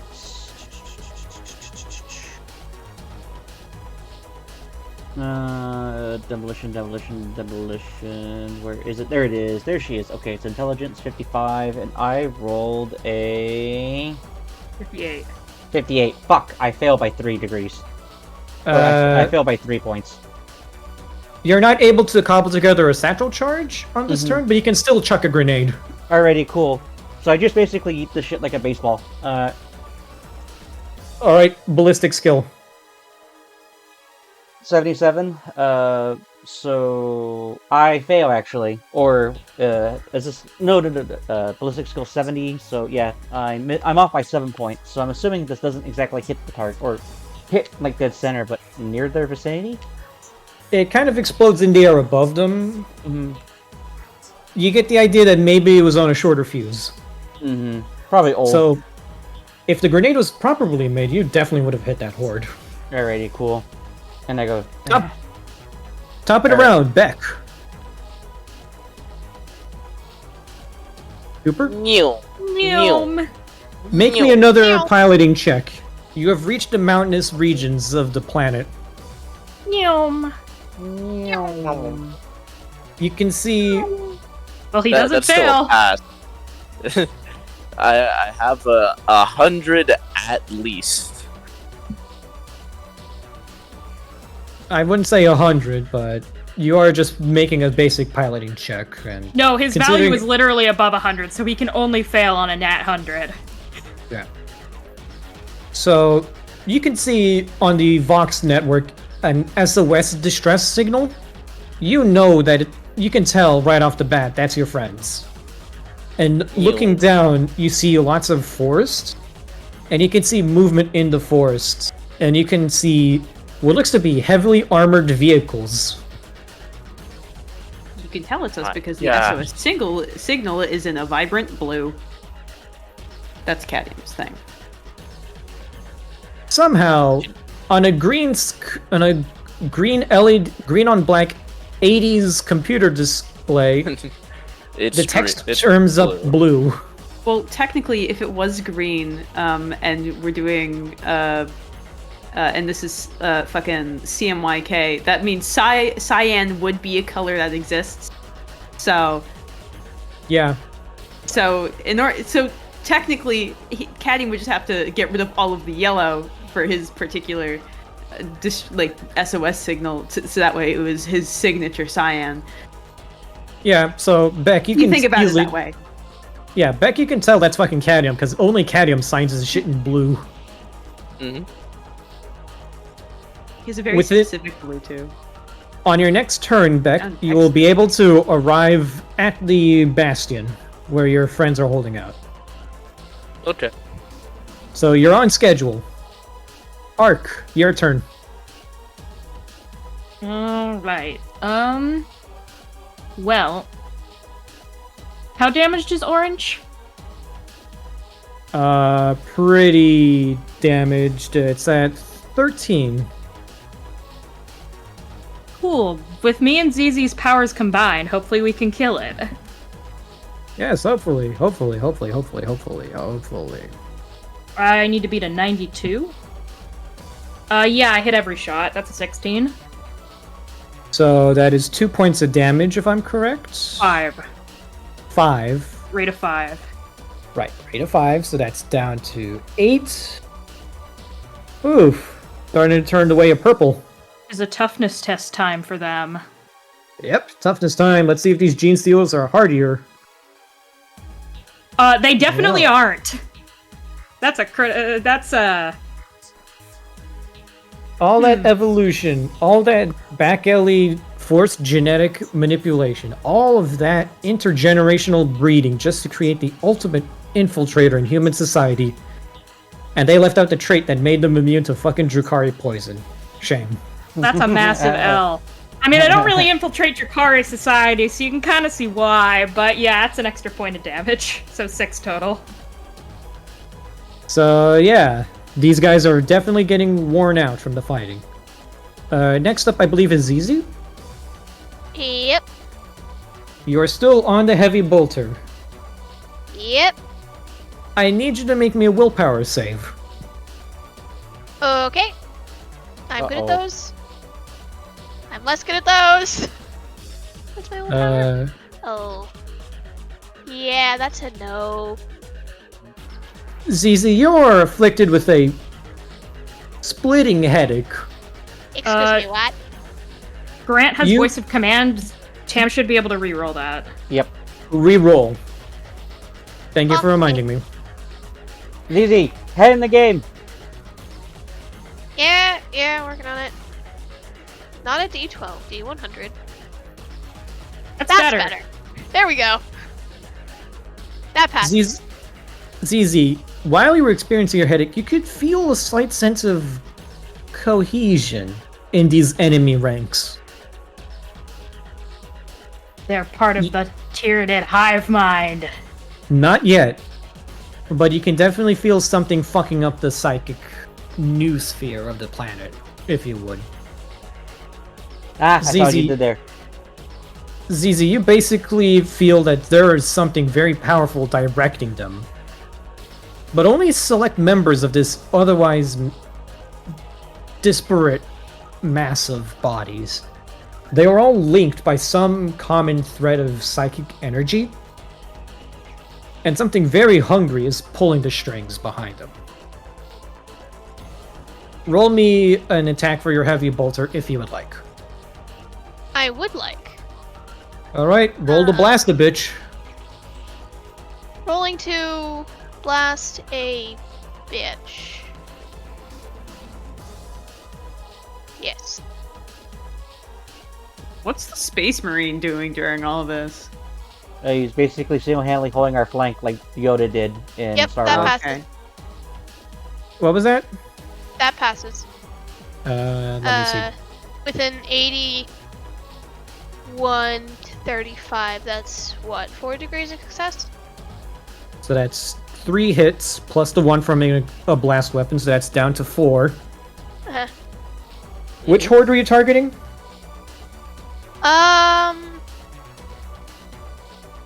Orange, Tam. Orange. Kill The Sure. it. wheat one. Orange. The wheat one. They gotta do a willpower save. Mwahaha. Well, Why do ZZ I- terrified 2 hordes. Easy's very good at that. So it's a -10.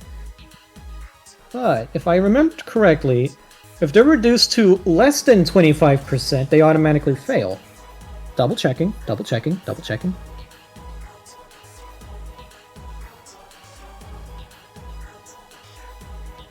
Yeah, these guys will immediately try to flee the battlefield. At their max movement speed. Yay. He doesn't have to kill them, he just has to terrify them. And Oh, no, often you're right. terrifying them means killing them. ZZ, I don't think you appreciated that you've killed more people in this session than any other session combined by the fact that you're just blowing up a massive amount of... You're just basically blowing away a whole number of them. Again, magnitude 1 does not mean 10 dudes. It means like several dozen at the very least. So, who was next on the list? Let's see. That was the... Okay, getting a bit higher up. His cat. Cadium! Me! Oh, Yeah. what do you do? So, I gotta refill my grenade launcher. That's a half action.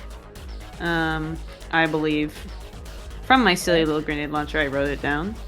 And shooting it is another half action, correct? Yeah. Why Blast wouldn't- them. So why wouldn't you give her 500 kg right now?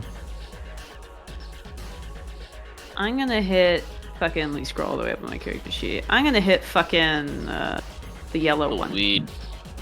The yellow yellow horde. The yellow horde is still at full strength. Yeah, let me fix that real quick. Fled. for orange, so roll me a ballistic skill to see if you hit. Oh, that just barely doesn't make it. I'm 6 off. Do you choose to re-roll that or no? Nah. I'm not. I only have 2 fate points. I ain't using it for this. Boom! Explosion rattles them, and you can see, like, one of them has lost their leg to shrapnel. Like, just off to this very corner of the horde. You see a guy, like, in the Family Guy leg position. Just like, ah! Ah! And And like squinting to see that far away, and he kind of like turns to ZZ and he kind of goes, "I think I need a new prescription." Me, think you can fix that. Also, remind me. When we get a chance, I need to talk to you about something. Okay, Okay, let's go murder some bitches. trying. for context, Far away. this is going under Rogue Trader Central. This is the pose I'm talking about. Yeah. Except that leg is just a stump. Oh. The Tempestus Scions will attempt to attack. One company has been doing better than the other.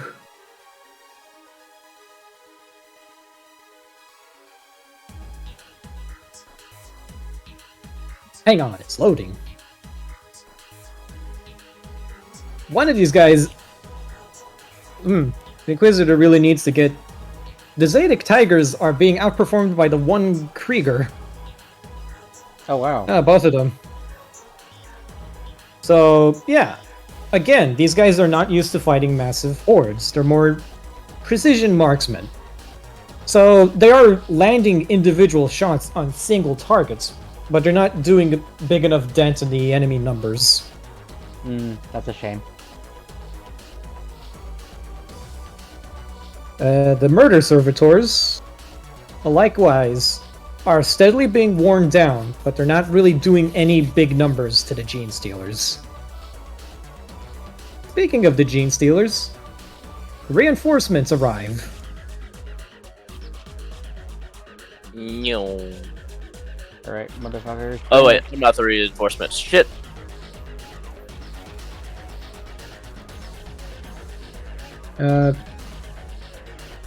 Okay, there we go.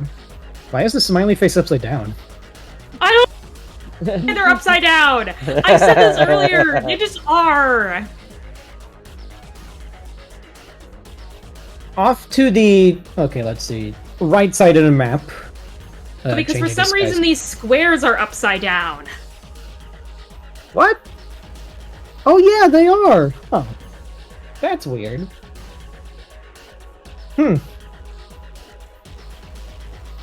Anyway, you guys see... Ark, you were the guy who discovered the garage full of modified vehicle parts, correct? Yes. You can see one of those vehicles cresting the hill.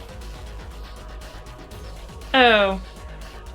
You see a Goliath truck, ostensibly used for mining and heavy transport, now modified into what is essentially an APC with guns. It's going to take up position here. And you can see 3 refreshed hordes enter the field of battle. Herp and Orange have been reinforced and are up to full health.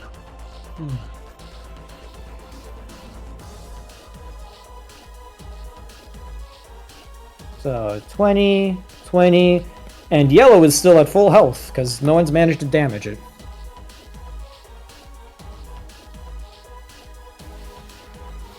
Alright, and now for the murder servitors stuck in melee. Let's see if they die. Again, that's the wrong button. Ooh, 16.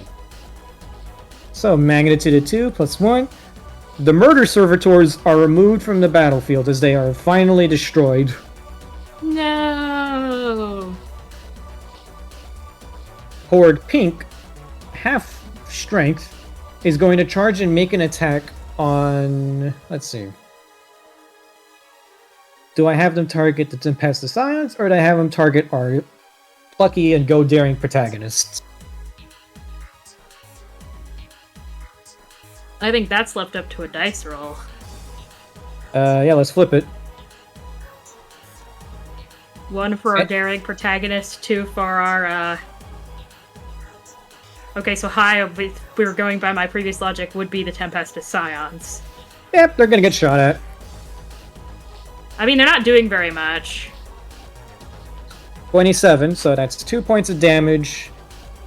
Tempestus Scions are now down to 4. The first squadron, at least. Grant, you're up. Alrighty, so Diego, you said that our vehicle transport was heavily damaged, right? Or was it The just shuttle you guys... Yeah, but The only shuttle you guys arrived on is sabotaged, yes. So it doesn't have the fuel to get off planet. Is that what we heard earlier? Among this, yeah, its fuel lines have been cut, and it's leaking lots of fuel. Okay, cool. So Diego, is that fuel combustible? It's promethium, it should be. Alrighty, cool. So in the warehouse, is there plenty of leftover parts or stuff that is explosive? You have a box of grenades right next to you. Alrighty then. So, let's see. So, what I want to do, Diego, is is basically drive that, or at least aim our shuttle and aim it directly at that fucking armored transport with the delayed fuse and go kaboom. So you're gonna try to get it off the ground and have it ram into the Goliath. Yep. It has to be autopilot, right? The pilot is a servitor. Right. So, I put the box. I'm gonna need... Okay, roll me demolition. Alrighty, cool. Come on, jerry-rigging. Is Will making another grenade bouquet? Worse. He's gonna turn your shuttle into a bomb. Oh. 30! Yes! Alright, I'm gonna need... Cadmium. Yeah. I need you to roll me a tech use in order to control the servitor into piloting it on a collision course with the Goliath. Oh, even better. I have a +10 to managing servitors. I think I have to, in order to make this Don't roll jinx less it. than Don't an jinx it. 120. I have to roll an 120 or lower, or higher. That's a 22. Cadmium's very good at this. Grant, you immediately set off to use this Aquila shuttle as an improvised bomb. Mm-hmm. And you managed to communicate enough of your idea to Cadmium that the Explorator is able to hijack the Servitor wirelessly. and Cadmium, as he's just like typing away, he's like multitasking with all of his mechadendrites as well as he's talking to you. He's like, you know, Captain, one time when I was back on Mars, I controlled an army of servitors to go and get me some snacks from the vending machine from across the street. I can explain why you're so talented at people's chests. As I see it lift, see the thing begin lift up and then just hover straight ahead. Yeah, I've never lost a game of people's chests. Yeah. Anyways, do it now. And as soon as I say On now, it. the engine just goes. Have you seen that episode of Ed and Eddie where they make a giant stink bomb? Yes. Oh my god. I feel like the Space Marine among us will be a little dubious of our horrible use of technology. Don't worry, there's a tech priest controlling it. It's okay. Off to the side, you see Malachi O'Nera is fighting off actual gene stealers with a knife. And he just catches one by the throat.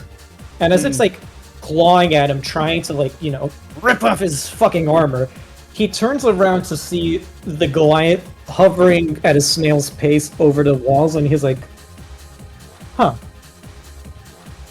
And he he's just like using one of his fingers as a joystick. and he immediately goes and stabs the alien in the face repeatedly until it doesn't look like a face anymore.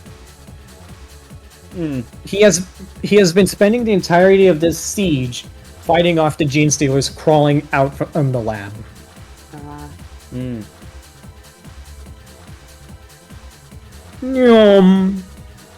The Goliath is charging straight towards your base, and as they see the Aquila shuttle, the top gunner starts unloading it with a heavy auto stubber, just like daka, daka, daka, daka, daka, daka, daka, daka. And neither the shuttle nor the truck diverts from their current heading. And next thing you know, you see a massive explosion in the distance.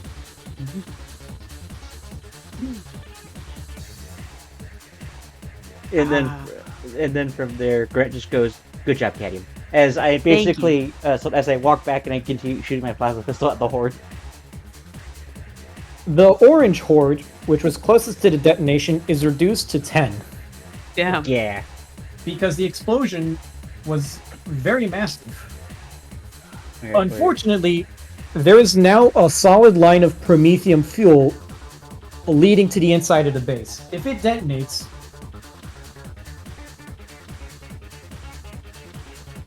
To assume it's bad.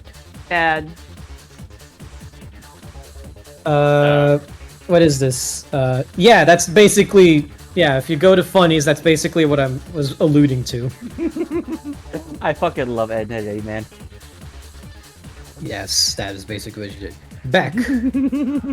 Yes, that is the name. You arrive at the battlefield, and you can see a large number of soldiers, cultists, and heretics emerging from the woods, charging this facility. And on the ramparts around it, you can make out Grant waving his sword, shooting his plasma pistol, Ark basically going Chris Kyle with the shard carbine, Adium is blasting grenades, and ZZ is running a heavy bolter like it was nobody's business. This is definitely a scene to come to. I want you to... Can I see like a landing zone anywhere? There is a landing zone just within the perimeter of this facility, but you also see there are lots of people charging at your friend's position. You can make an attack on any one of these hordes. Which one looks the biggest, the most sustained? That would be yellow or purple. I will go for the yellows. Roll me a ballistic skill. Let's see. I just need to double check on how vehicle combat works. Shooting vehicle weapons. No, that's not it. Combat.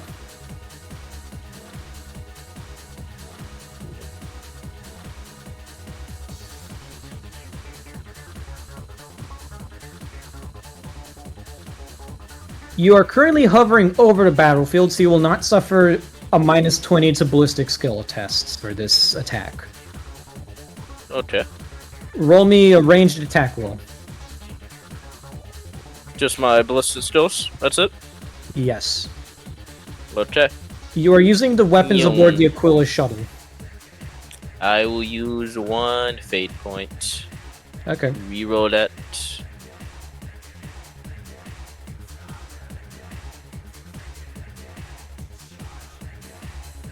Rerolling. That's within my weapon skill range. Okay, so the Aquila lander does not have... So the Aquila lander is equipped with one pilot-operated autocannon with a range of 300 meters and dealing damage of 4d10 plus 5. So... Okay. Because this thing is I'm gonna rule this as a full auto attack with the autocannon, as you're just basically hovering down towards the landing zone, providing covering fire with a gun designed to take out spaceships. You were targeting the yellow horde, correct? Yes. They are reduced by a factor of 15. One for each. Okay. One for each D10 of damage, plus 1 because this is a fucking aircraft shooting at them. You immediately land onto the field right outside the base. Right here. Alright. Several shuttles land behind you, and you can see troops disembark, providing covering fire for the rest of the party. But is there like a bad entrance for this, or like a kind of? There is a ramp. Yeah, I'm gonna throw it down, kind of yell back to everyone, get it! Top it around, Arc. So Beck is on the ground, correct? Beck has landed, and so has his shuttle escort. There are currently flyers in the air strafing the enemy ranks. Alrighty. Ark basically, like, looks to the shuttle, looks to where the Gene Stealers, like, cultists are still basically, like, approaching, and just nods. You don't need to tell me twice. He's gonna just go running into the Aquila shuttle. Okay. Next up is easy. Running time. You cut out there, but I'm assuming you said running time. Actually, just for funsies, how far away is this shuttle? If you spend your full action moving towards it, you'll be able to board.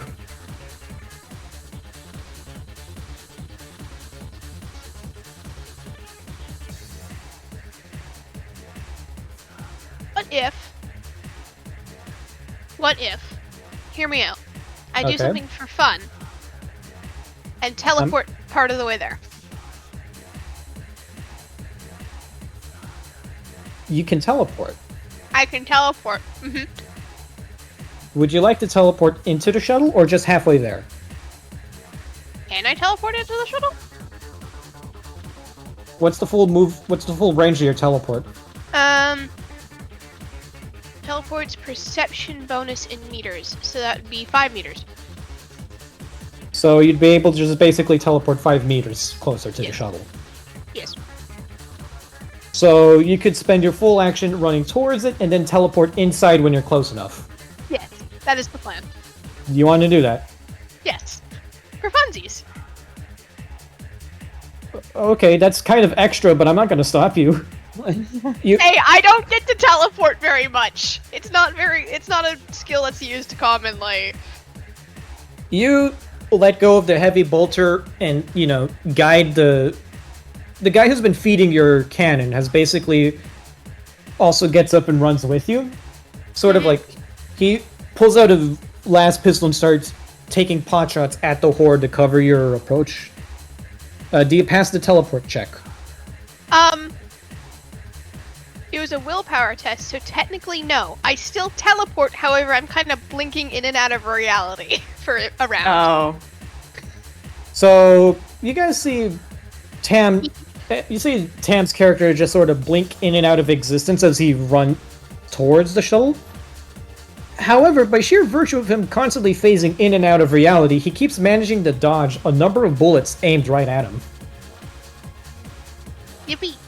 He'd blink out of existence, bullets fly, blink back in, blink out, bullets fly again. He keeps dodging the gunfire with his backfiring teleport.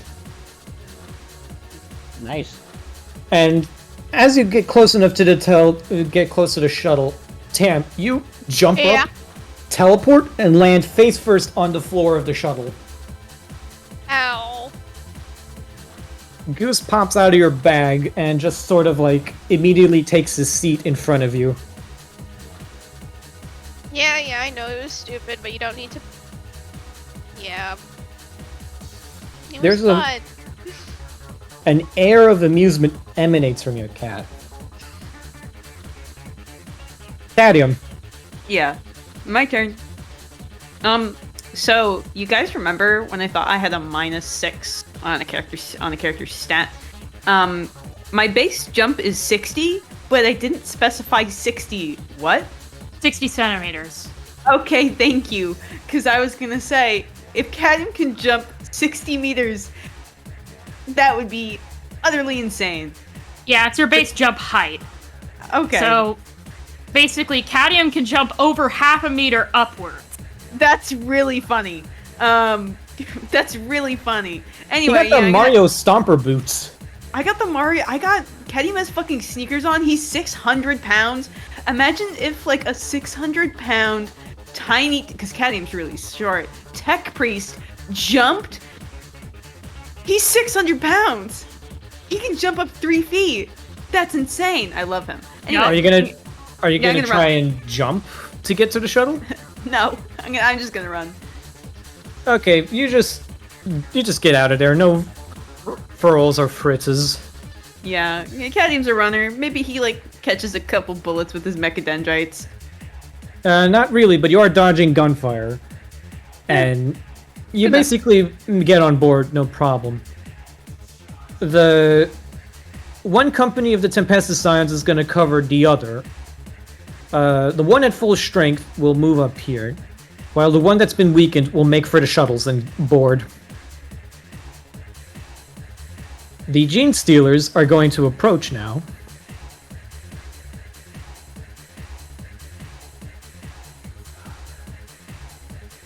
Stupid. Smiley, frowning face.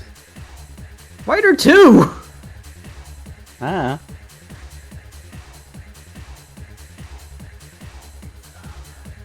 Correction, Cadium can jump 2 feet in the air.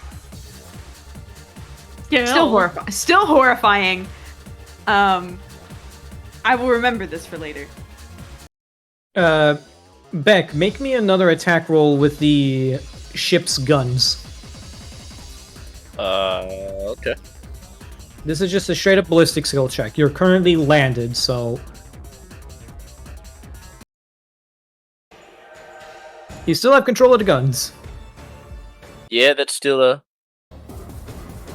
So that's 4 plus 1, that's 5 points of damage on...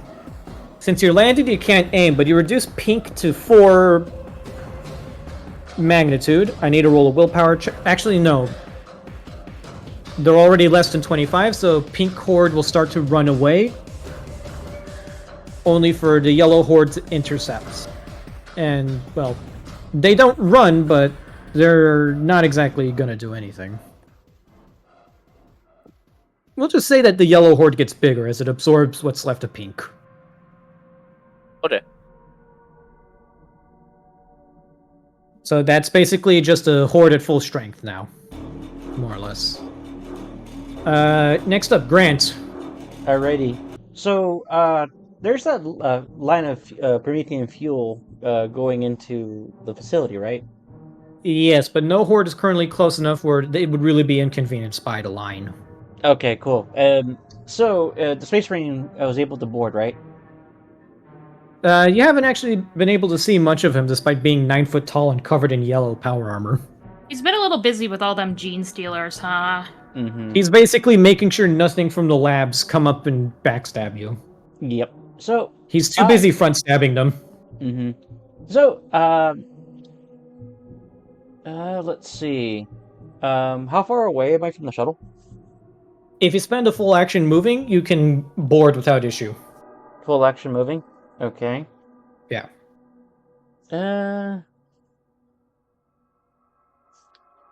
Reading this talent.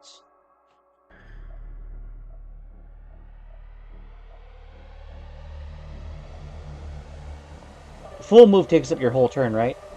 Yes. Pretty Alrighty. much. Alrighty. So, yep. Grant just goes like, "Alright, cool, we're out of here." As he basically does like a light jog. And then, yeah. Beck. Meow. Everyone you care about is now on board the Aquila shuttle. and you immediately feel the weight of it lurch backwards. And you look back and you see a massive fucking space marine in power armor board the shuttle, covered in purple and green blood and bile, holding a very large knife. At this point, is the knife just a sword? Like, to us? To us, it's a A sword. knife? It's about the size of a buster sword comparative to a normal human being. In his hands, alright. it's a knife. Okay, yeah. I was gonna say, yeah, to him it's a knife. To us, that's a sword. Yeah, Really, it's a giant ass sword for us. Yeah. the sword Cloud uses in Final Fantasy VII, that's the equivalent of a knife for these guys. Insane. Yeah. They're really good at it, though. So, Beck, everyone is loaded up. Do you wait out for the remaining troops to board? Sure. Okay, roll me another attack roll to use the auto guns.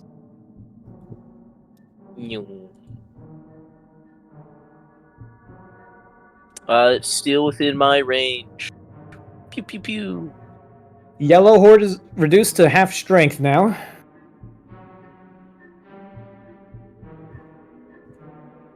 Okay.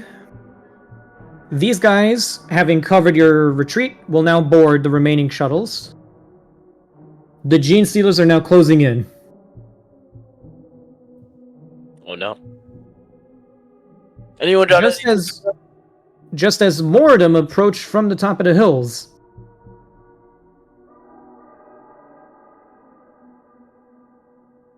Oh.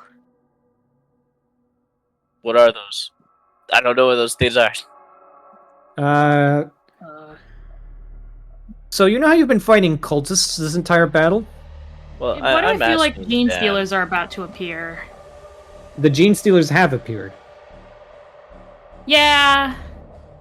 Like, these are the normal looking ones. Over the hill, you can see, like, the really fucked up, mutated looking ones start to show up. Beck, what would you like to do now that everyone is boarded safely and reinforcements for the enemy have arrived? Well, I would like to do a drive around, but you know, we should probably get out of here. You lift off into the air, and you basically zoom right over them. A number of them are decapitated, clean by the wings of your shuttle as you fly over them. And you manage to make a cheery escape over the battlefield. As you see several bomber wing of ships approaching your current position. Grant, you hear over the Vox, "Tally ho, lads! We've got it from here!" Ooh. And you can see these bombers basically dive bomb the battlefield with explosives, saturating the area with high-yield ordnance. Fortune. You also see that a really massive bomber flies over the bastion and drops one singular bomb on top of it, destroying it entirely. Ooh. Damn.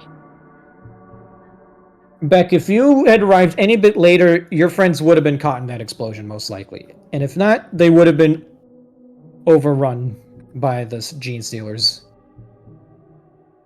Wow. Just a tacky laugh from the space helmet. So, you guys managed to survive the Horde. Woo! Just You- barely. You have angered the horde.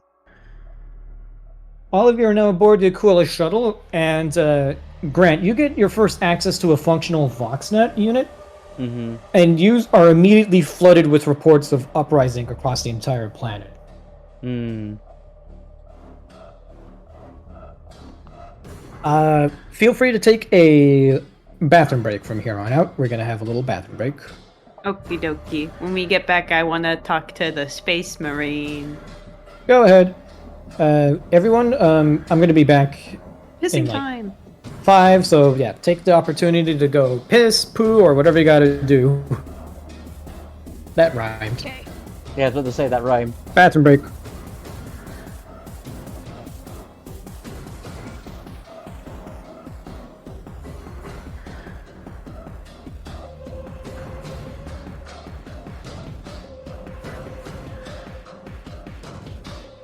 Beep boop. Beep boop.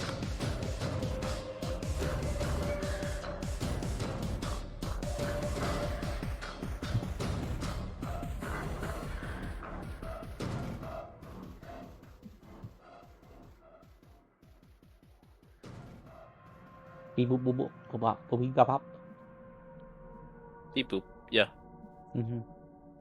I mean, it's mostly what I've been doing this session. Beep boop. Mm. Beeps and Beep. boops. Yeah. Apparently, I'm just blowing shit up.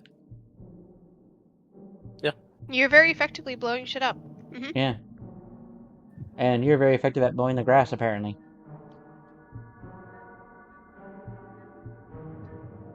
By that, I mean, like, killing a large swath of enemies. Like with the lawnmower. Cadium is proving his worth today. Yeah. I mean, he is one of the best tech priests out of Holy Mars. I would expect him to be that way. And But he's also Mhm. Cadium light, so Oh no. you know he's You himself. can never know for sure whether or not Cadium will be cracked or absolutely fucking insane. Yeah. Right. Very. Sometimes he's absolutely cracked. Sometimes he's utterly insane, and is like, "What if I played with the alien technology?" Just a I mean, thought, Ark guys. plays with the alien Just a thought. technology. He just does it Blew it like up. legally. Cadium isn't allowed to. That's just Mechanicus in general, though. Yeah, he's not allowed to, but he wants to. He wants to touch it and play with it and combine it with his own tech, but he's not allowed. Yeah. He also has the very fun heretical thought of, what if our technology can be further improved? Heretics. He's Yeah. he's Yeah. heretical for thinking that way. Mm-hmm. To him, it feels very like the logical next step of just like, well, why should we stop improving? We could do better. Yeah, you and half the Mechanicus. Yeah. Cadium's not allowed to think that way though, so. Yeah, if you were to say that for like Red, he would go like, "Alright, Ark, shoot him." all right, get him out of here. To be fair, Ark No. also thinks that way, which is why he uses high-tech xenotechnology, because it's... They have a similar mindset, just in different ways. Yeah, Ark is just like, well, the better things already exist, so do we really need to innovate them, or can I just, like, you know, Steal. use what already exists?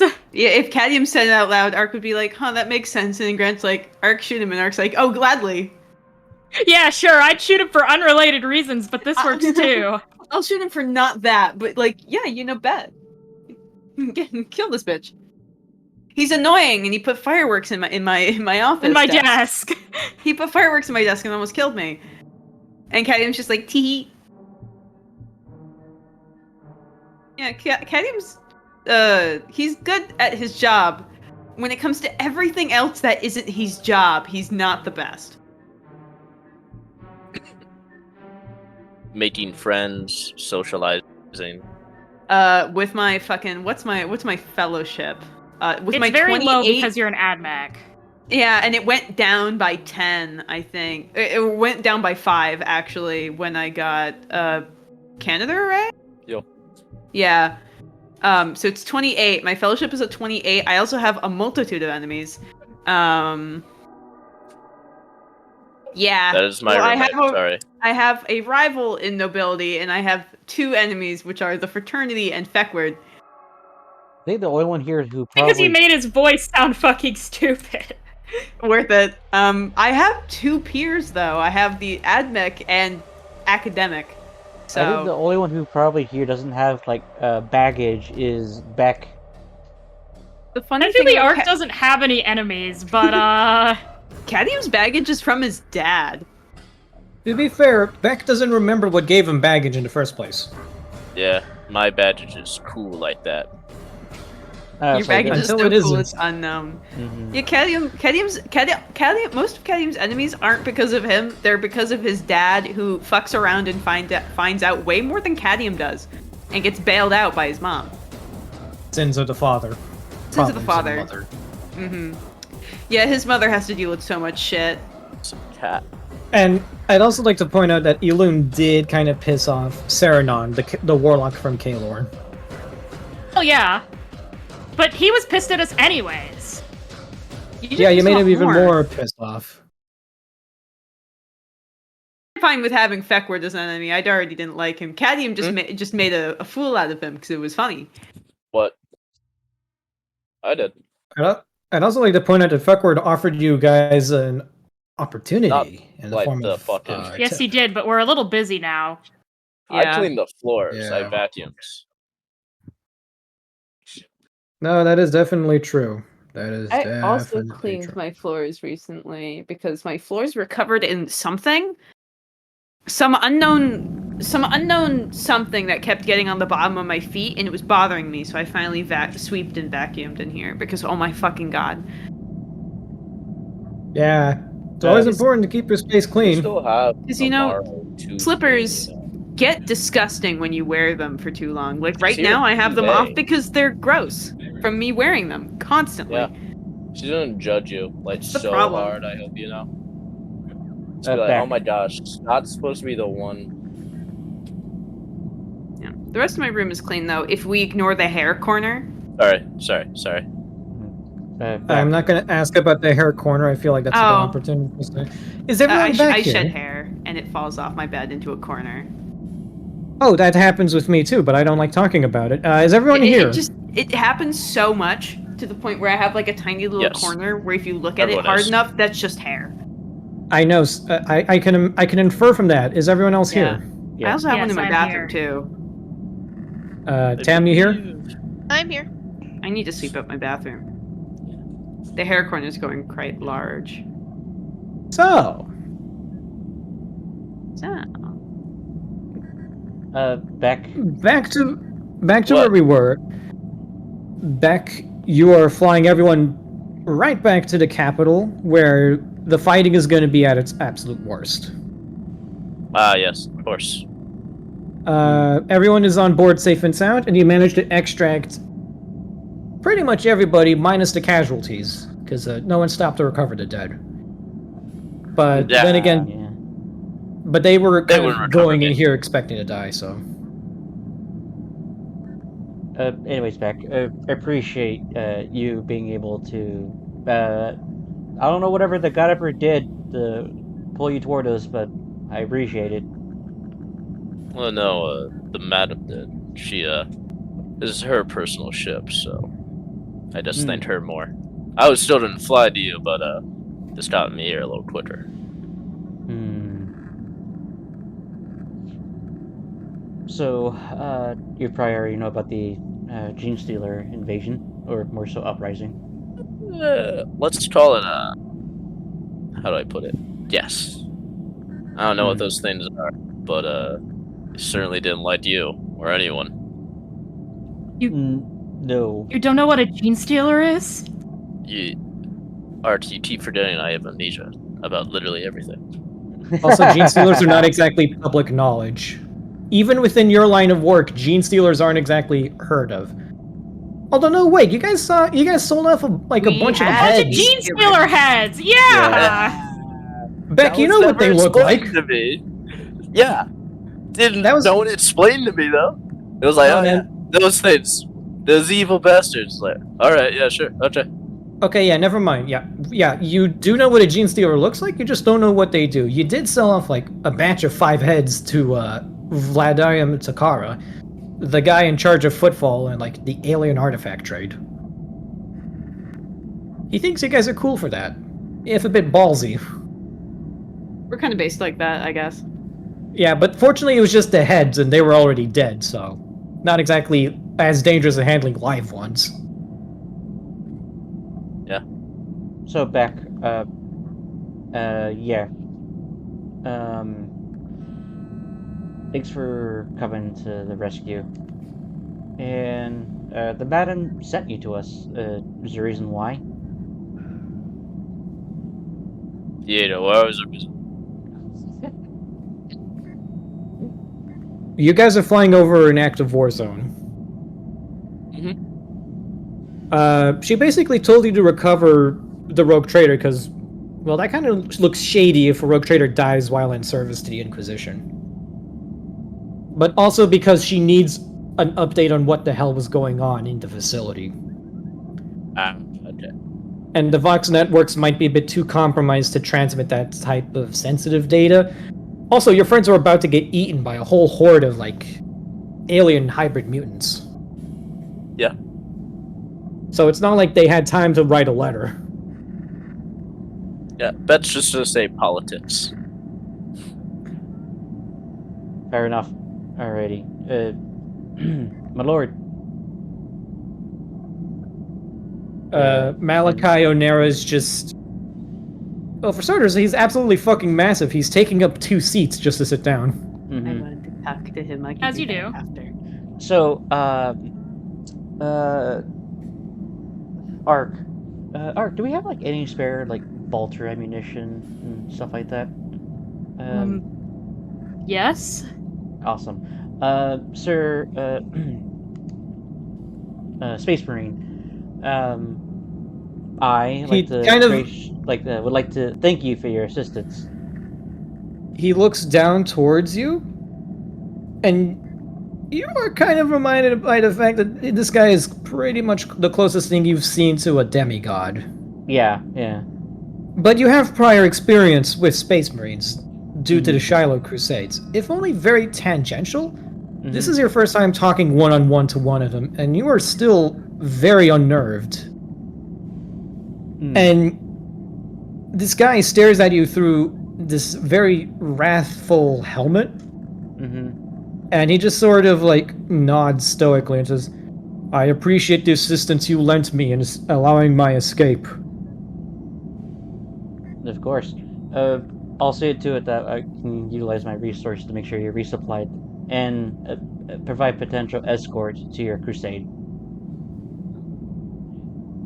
There is no need.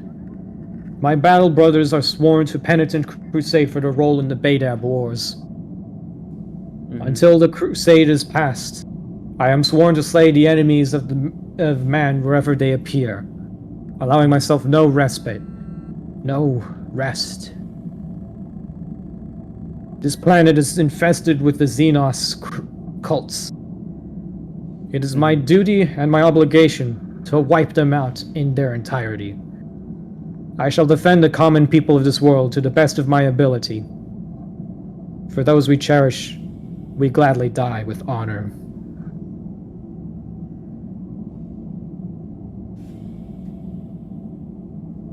Grant just does like a nod, and he goes, "Great. So, appreciate your assistance. So, are we there yet, Beck?" 5 Not minutes. Can I bother the Space Marine now?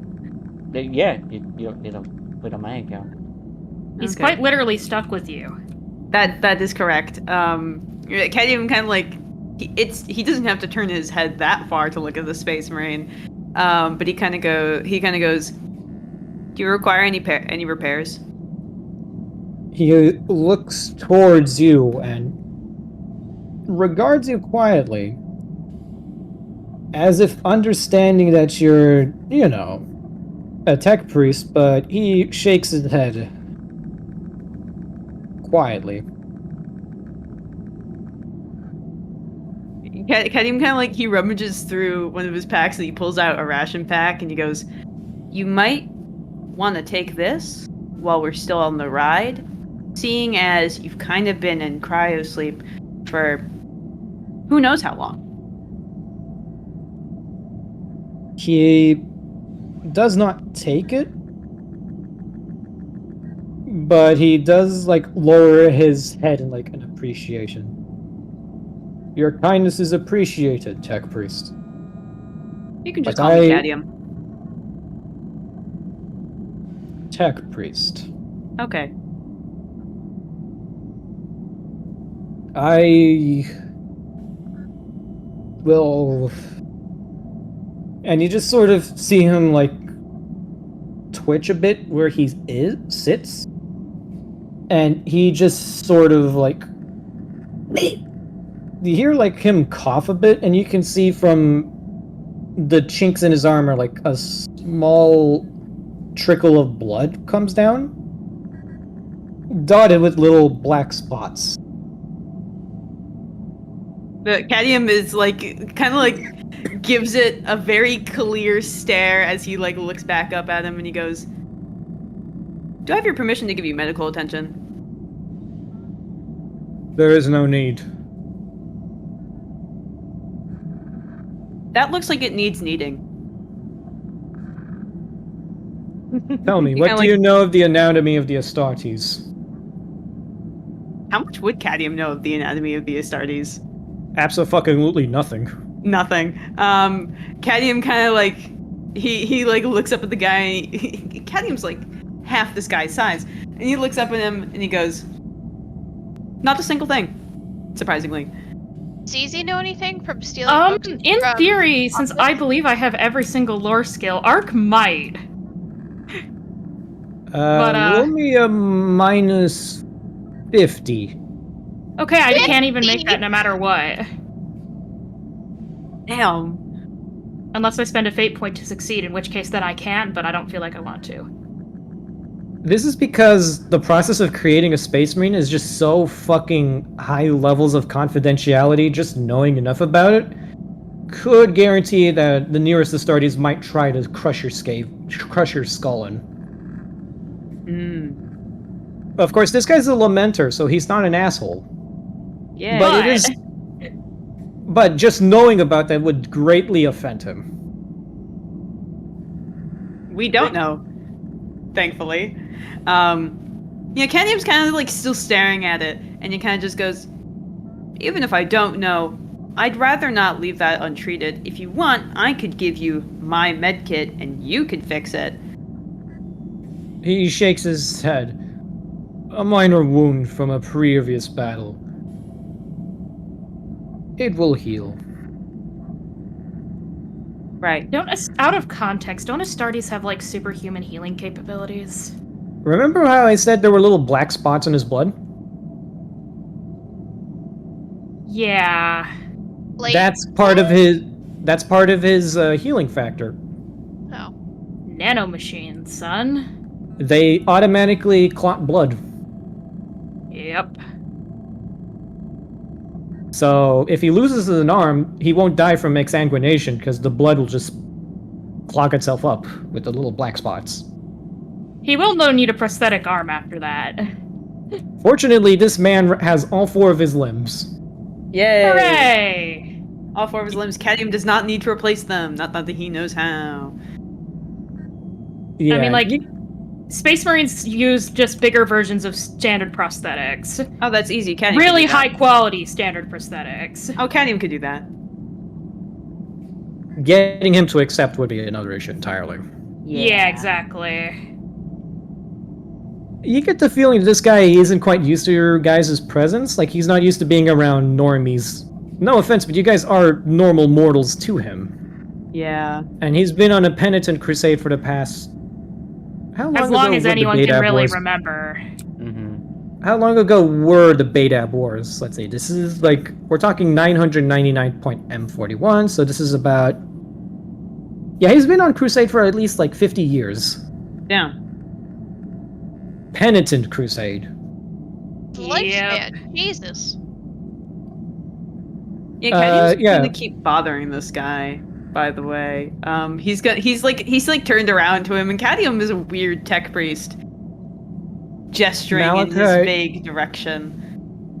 Malachi just sits there unmoving, staring straight at the wall in front of him. His armor's still covered in blood and guts, but, you know, he's not exactly making the effort to know you guys quite yet. That's fair and valid. He just woke up, lost all his friends, and is now being bothered by a little man in a red robe. Yeah, by literal little man in a red robe. who is 600 pounds with 6 mechadendrites. The Compared to weirdest tech him, race. you're little. I'm also only 24. Exactly. this guy- Compared to him, you're little. Yeah, this guy's been crusading for double my lifespan. Yeah, you're Or little. lifetime. I'm little. I'm little in He's just a every guy. single way. Yeah, Cadmium's just a guy. He's little. The only thing he's not little in is his weight. Yeah, which pretty is much. still- which is still probably little compared to this guy too. And possibly your IQ. Ouch. Damn. No, I'm saying you have a big IQ. Oh, okay. I wasn't trying to make you sound stupid. I was saying, like, the only thing you're little in is basically in regards to everything except weight and IQ. Ah, okay. Yeah. And not because you're fat or anything, but because you're big boned and heavy. I'm big boned and heavy, and it's And most have a likely lot the of metal mechadendrites. inside you. I'm That is very true. metallic. Something you share in common with Malachi. He has a lot more metal inside him than you would imagine. Oh my god, twins! Not really. No, not really. Not really. Oh my Beck, God, metal gang. Yes. you're coming up across the outsides of Hive Pyrax. Everyone turn back to page 14. Okay. Nyo, nyo. And the place has quickly devolved in the hour or so you've been gone, traveling to the other side of traveling to the northern regions of the continent. Fires have broken out across the entirety of the superstructure. You can see several spires that used to be there are just gone. Oh. And if you Wow. you guys can, through the portcullises lining the hull of the ship, you can look down and see last fire being exchanged between different neighborhoods.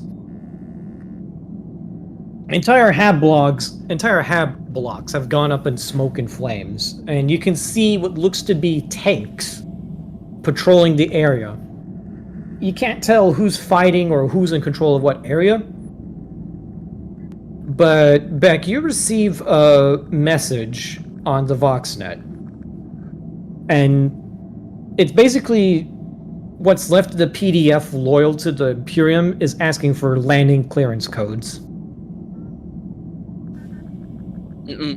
4141. This is Pilot Betch, issuing command 1430. Landing code set. Roger, this is PDF air traffic control. Code authorization code received, Pilot Beck. Be advised, landing strips have been occupied by members of the insurrectionist forces. Redirecting alternative landing zone to you now. AA guns are clear and will not target your vessel. Over. Understood. You're given landing vectors for a market somewhere in the upper middle levels of the spire. And the situation is deteriorating very quickly as you guys land and hop out. Several soldiers in PDF uniforms walk up to you guys, and you can see that they walk towards Grant, and they are awed by the sight of the Space Marine following behind you. And they give, like, the sign of the Aquila salute, and they're like, "Praise be the Emperor! He sends his angels in our darkest hour!"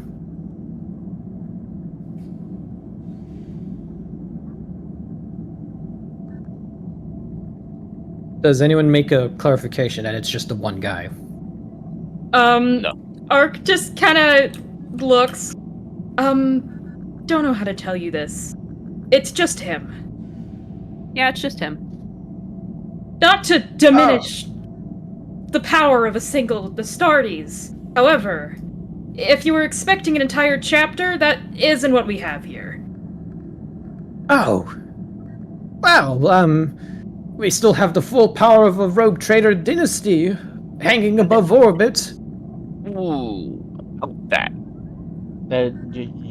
Tush. He walks up to you.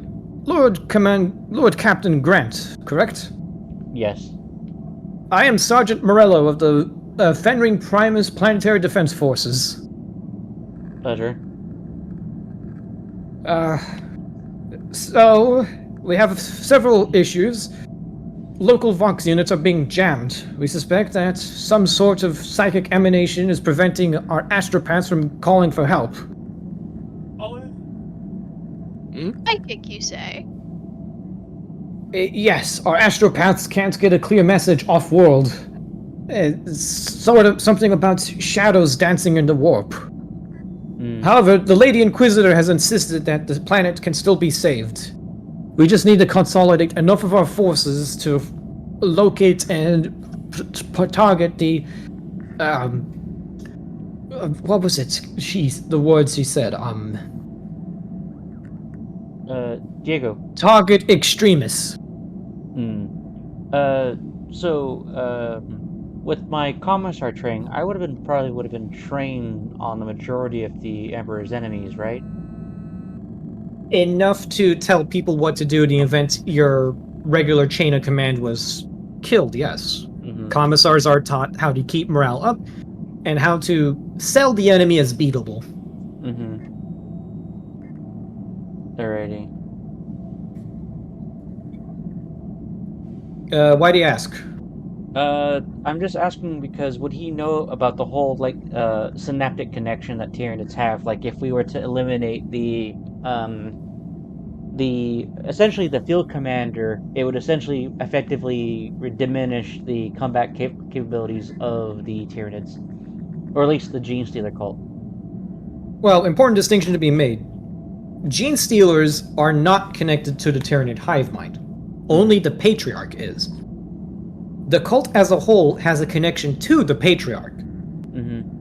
The Patriarch is usually the original Gene Stealer who first infected a human.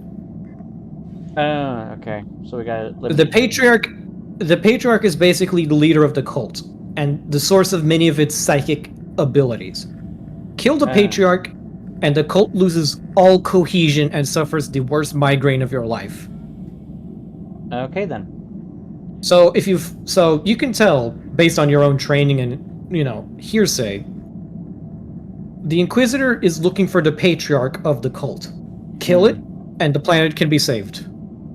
Got it. That's the target extremist that the Sergeant is alluding to. You get the idea, you get the sense that this guy's more of a volunteer than an actual military officer. He's basically the equivalent of a weekend warrior. Yeah, but you can tell he's a patriotic and well-meaning one since he's putting in the effort to try to remember what the Inquisitor said. Right. Okay. Sergeant Morello is gonna be your friend moving on. Right. Alright then. So, we gotta just find the Patriarch and save the planet. Thing is, though, is where we're gonna find the Patriarch. You know what? Let's ask the governor, see if they can actually be able to help us coordinate potential counter operations. Beck, you remember the Inquisitor killed the governor right in front of you.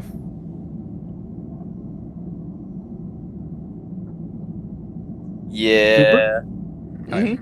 Just doing but Grant has an idea. I'll just let him stew on it. So you're not going to clarify that the governor's dead? I mean, he hasn't told me his idea yet, has he? Or is he like No, I just talked out loud about it. Okay. Alright. He is dead though. The governor. She shot him. Oh. Madam Inquisitor did. She's she already took head of this role, so if you want to go talk to her, that's also. Alright, let's go talk to her then. He nods. Bit of a problem about that, sire. What now? The insurrectionists have sort of seized a good portion of the upper spires, and we're essentially cut off from the royal palace. All of our ships trying to get close in get shot down by anti-air. Essentially, we need to claim a solid enough staging ground to launch an assault on the upper spire. I can take you to our forward operating base so that we can try to break the enemy lines.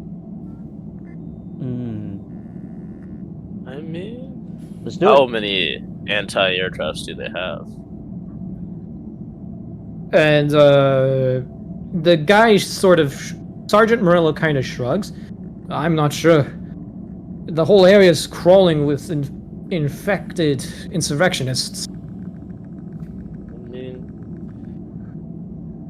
if you want, Grant, I could try to distract them with this vessel here while you guys do an onslaught. On land assault. Act as like a distraction vessel while we're on approach. Is that what you're saying? Mm-hmm. That does sound like a good idea. Let's put that. Let's just file that one away before we start coordinating efforts.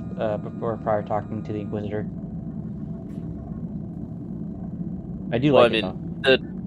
the Inquisitor's at the Royal Palace, right, Diego? Yes, and currently that entire section of the hive is cut off by Yeah. the Gene Stealer cult. Oh, okay. Sorry. Brain fart moment. That does sound like a good idea. But they do have a lot of anti-air, so Beck stands a very good chance of getting shot down if he isn't properly supported. So, what was the name of the guy we're talking to again? Sergeant Morello. Sergeant Morello. All right, Morello. How many PDF forces are you able to cobble together? The bulk of our forces are at the forward operating base, and we have several squadrons scattered throughout the hive. The local Adeptus Arbites are being overwhelmed, and they've holed themselves up in their own precincts across the city as well. Lord Space Marine. Malachi steps forward wordlessly and just looks down at you. I would greatly appreciate your assistance if you're able to help us regroup with the Lord Inquisitor. He sort of nods stoically and pulls out his knife. I shall follow. Alrighty. Main objective right now is to take out those gun batteries. And then once we do so, Beck will be able to fly in and provide aerial support and clear our approach. So are we leaving Beck behind then, Lord Captain? Remember, we don't have Vox communication. How are we going to let him know once it's clear?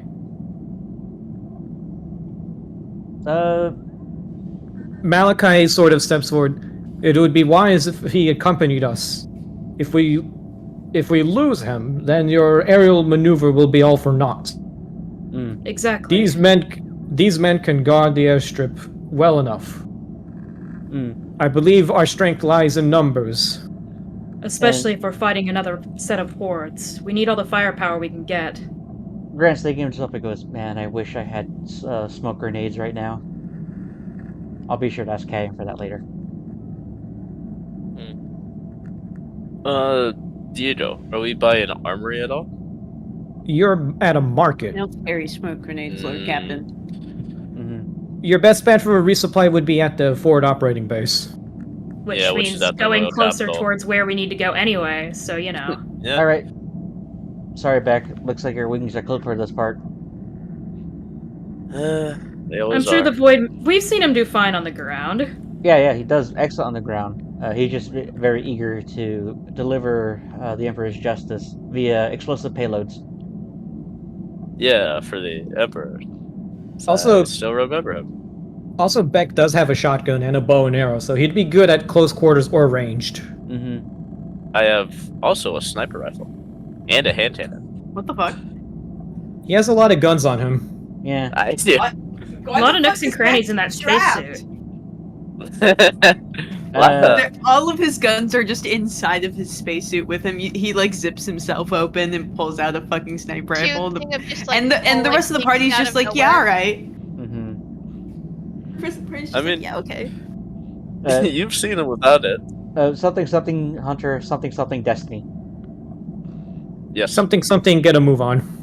something. Let's Yeah, go. that's Let's go. kind of why Art Damn it. said, "Hey, we should probably take Beck with us and get going." Yeah. That's all right, buddy. All right. Oh, by the way, TM won't let me have aerial combat. so Not in this mission, brother. Not in this mission. Not in this mission. We let you have your fun at the start. All right then. And I go, oh yes, Captain. Sergeant, sir. Sorry. So, do you have any grenades? Seriously, Captain. He just looks down towards his belt, and you can see he only has like one munition pack for his last gun. Sorry, sir. Local Astra Militarum gets all the good stuff. All right, let's go. He nods, and he leads you towards the fob, escorted by 2 other PDF soldiers. You guys work your way through the hive, and Ark, it's kind of familiar to you. Zizi, this is entirely new to you. Beck, it's kind of reminds you of the inside of a ship. Cadmium, it's really inefficient. And Grant, it's just another day in the office. Yeah. Ark is just kind of like chilling, basically navigating through streets like he's been here all of his life, and he's just looking back at you know how I feel like ZZ has the same look Ark did when they first landed. You were taking a trip on that like jungle planet of just what in the fuck is this? And Ark looks back to ZZ. See how I felt about trees? Yes, but here's the thing. Trees, you can study trees. This is a nightmare in urban planning. This is how most of the Imperium lives, ZZ. You're amongst the few privileged enough not to experience it. Why are the streets not laid out? Who laid out this? Was this even planned in the first place? Ark looks back to Cadmium. That would involve budgeting. There's that a sickly amount of concrete. ends in a dead end. And that wall is painted to look like a tunnel. That would involve... Look, Cadmium, I told you. It would involve too much budgeting. It's really not that much to just make a grid system. You say it like it's true. Sergeant Merlo looks back. Remember what my home looks like. Sergeant Merlo looks back and says... Sergeant Merlo looks back towards the tech priest and says, actually, Hive Pyrax started out as a grid system. All the foundations are laid out on a very meticulous plan laid out thousands of years ago when this planet was first colonized. Unfortunately, after we sort of built on top of it to deal with overpopulation, the original foundations got lost to time. You should put it back. Yeah. You should make another grid. Or, that would require displace... Have you considered building vertically, maybe? And foliage? He looks at you and says... foliage. He looks towards you, Skid, and Cadmium, and he says, we do build vertically. We're on level... And he points towards the... You guys got basically around a street corner, and he points towards, like, a big wall. You guys are on level 573. Yeah, we're near the top. You're kidding me, what the fuck? Ark kind of looks to Cadmium. These things basically go up towards the stratosphere, but eventually they run out of room to build vertically, so since you don't want to expand all those floors horizontally, he just kind of shrugs, and ends up looking like this. This is horrible, I hate it here. Ark just kind of shrugs. You'd hate my home. You guys round a street corner, and you can see a small crowd of refugees. Well, citizens, but they're now refugees because of all the fighting. Mm-hmm. And there's an Astra Militarum checkpoint manned by actual soldiers. And you can see that there are 2 lines going through this massive gate. And like there's like spotlight towers, barricades, guns trained on everybody. And you can see, scanning the people in line is a soldier holding like a data slate and a med scanner. And one of the soldiers goes up to one of the guys in line, is like, scanning, clear, move on through. And then he goes to the next person in line, clear, move through. And then he scans the third person and is like, we got him, detain him. And 2 arbiters in full Judge Dredd armor immediately grab and detain the third person. It's like, let me go! Alright, you know what to do. Zap him and bag him. And you can see this guy is pushed against a wall with like another group of people. And you quickly realize that this is a firing line. Ooh. As several Astra Militarum soldiers raise lasguns and pull the trigger, a volley of 7 shots executing all of these people pulled off to the side. And one of the arbiters immediately goes and removes hat off one of them, and you can see bony ridges on the forehead.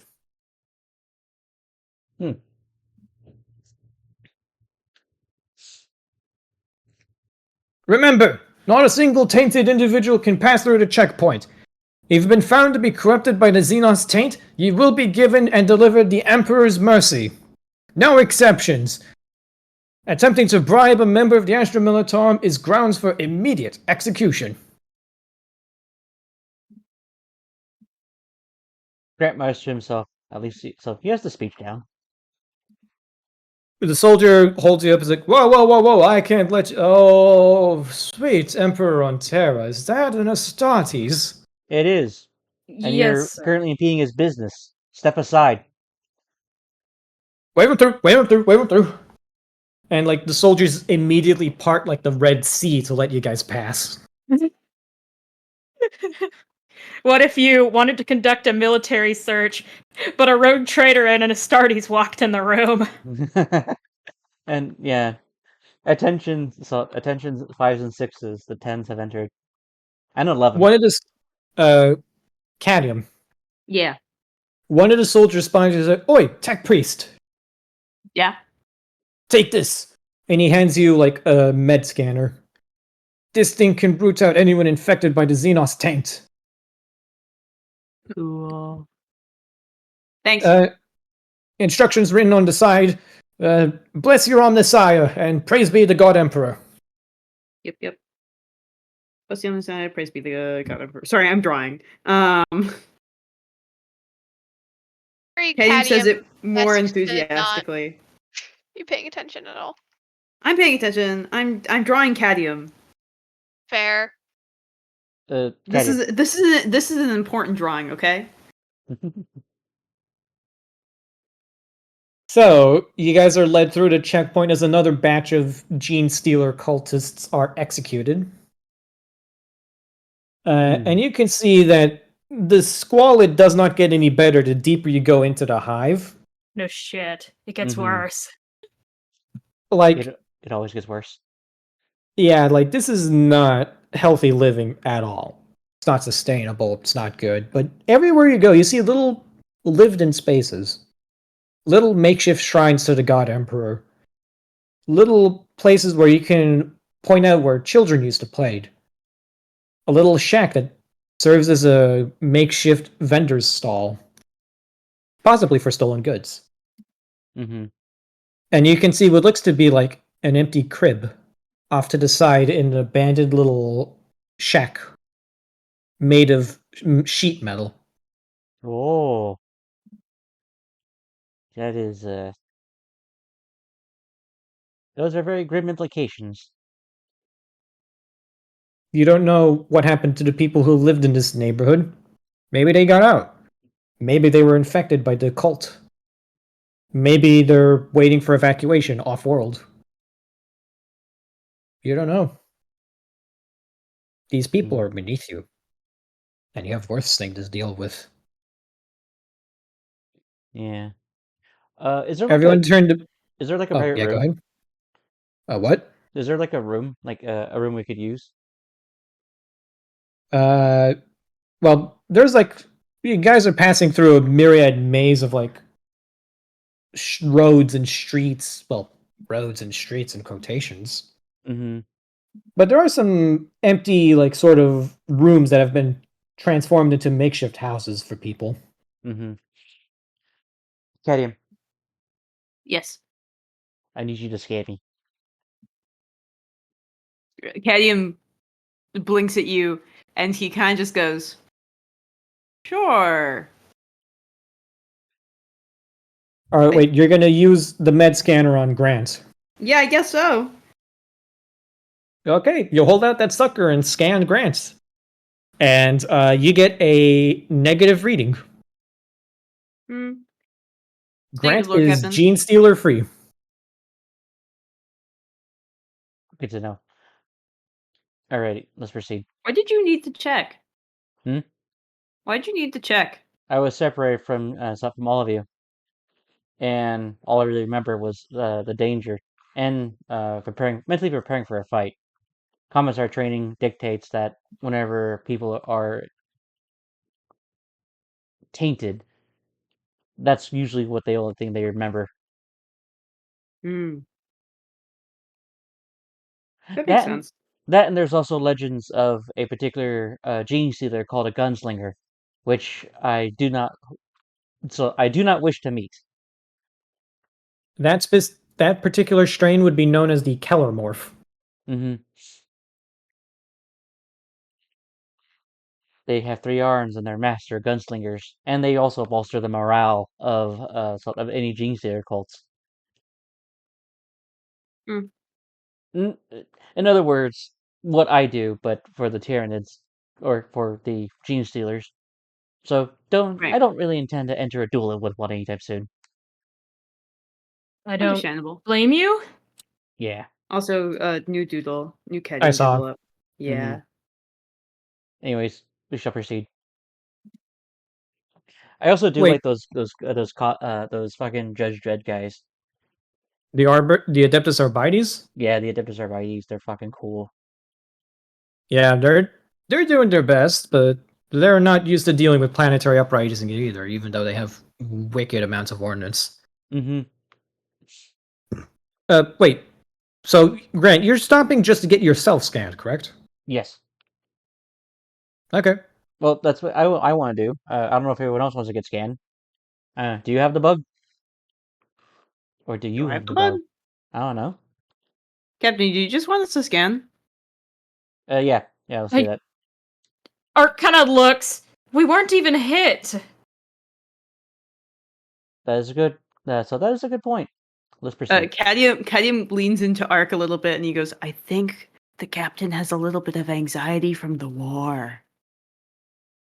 We're wasting. The longer we dawdle here, having you test all of us for no reason, the more people are dying, Cadium. I don't make the orders. I just follow them. I just work here. I just work here. So, you guys continue? Yes. Yes. yeah, let's go. Okay, so Morello and the two guys are also in the room with you, but Malachi isn't because he couldn't fit physically inside the doorway. That's really funny. So he's just standing outside, body blocking the only way into the room. I just realized that we still haven't asked Malachi for his fucking name. No. You guys don't know what his name is. You just know him as My Lord Astartes or... My Lord Astartes. Yeah. Or the Space Marine. I'm just referring to him Mr. by... Space Marine in the Mr. in the- Space Marine. in the eyes of Cadium, apparently. Yeah, Mr. Yes. Space Marine. Hey, Mr. Space Marine, do you need any repairs? Anyway. So yeah, Malachi's just body blocking the door, and when he sees Grant approach, he just wordlessly shuffles to the side. He's very large, but he's also very quiet when he moves. It's unnerving. I love him. He's like Ark. Ark is like terrifyingly quiet at all times. Yeah, but Space Marine. Yeah. So you guys press forward? Yes. Yeah. I'll ask Mr. Space Marine for his name later. That sounds like a not right now task. Potentially. We're gonna have to switch over to the music because the next map is gonna be a bit fun. I feel like we're gonna have to kill Ooh. some stuff, but like by ourselves this time, not in Yeah. horde. Yeah. I would be very down for that, by the way, just so we're clear. I've gotten even stealthier with this level up because I finally got to actually upgrade all of my reconnaissance skills. Everyone turn to level 15, page 15. Level 15. Ooh. Oh, this is another horde battlefield, okay. You guys make it to this very large... you're basically come across what used to be a cathedral, now utterly crushed and demolished, flattened by artillery. You guys pop up here. Just gonna give you the light blue. Ah. You guys That's make it to the. You make it up to what you can tell is a prefabricated Astra Militarum fortress, reinforced and positioned behind lots of defensive lines. Around you, you guys can see lots and lots and lots of cultists. I'm going to post an image up in the enemy NPC channel. If everyone would be so inclined as to check out enemy NPCs. Mm-hmm.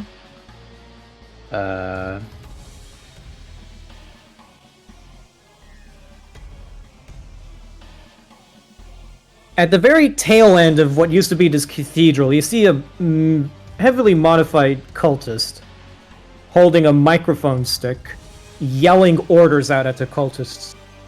Rejoice, my brethren! The day of ascension is nigh! Our four-armed savior will descend from the heavens! All our lives we've looked to the stars for salvation. Today, they look back at us. We shall free this world, and we shall free the Coronis expanse from the tyranny of the Imperium of Man. Rejoice, brothers and sisters! Rejoice! Diego. God's gifts give us the strength we... And he just kind of like rambles on like that. Yeah. How far away is he? A bit far away from shooting distance. If you had a good sniper, you could probably blast him. Back. Arc with Back. I have perfect range up to how many meters away is he? I'm going to highlight his horde block with white border. So Well, I actually, hang on. Shit, I'm just. I have 480 meters of perfect accuracy with my shard carbine. Yeah, you can make the shot. Lovely. Arc. He isn't aware we're here, correct? No, he is standing on top of what used to be a statue of a saint, and is basically just hyping up the crowd. I need to beat a attacking the space. 92 to hit him. Yeah, roll. No degrees of success, but I do hit him. Roll me damage. Let's see. Grant goes, Ark, would you be so kind? Yes, sir. Let's see. D10 plus 5. 10 damage. Make me a toxic saving throw. Minus 50. Or actually, what's his toughness bonus plus armor? Let's see. Since we're still using the mutant, since we're gonna be using mutant outcast for this guy, that should be under Rogue Trader Core. Rogue Trader Core rules. Turn all the way down to the bottom. Mutant outcast toughness. Yes. 35. Okay, so he has a toughness bonus of 3. What's his armor? Because it will matter. He may not even be able to make the save no matter what. Armor of. Let's. Hang on, I'm double checking. Well, let's say body armor 2. Yeah, okay, so he takes 7 damage, needs to make a toughness save minus 70, which he can't. Therefore, he takes another d10. This is a half action, by the way. I can technically shoot him again.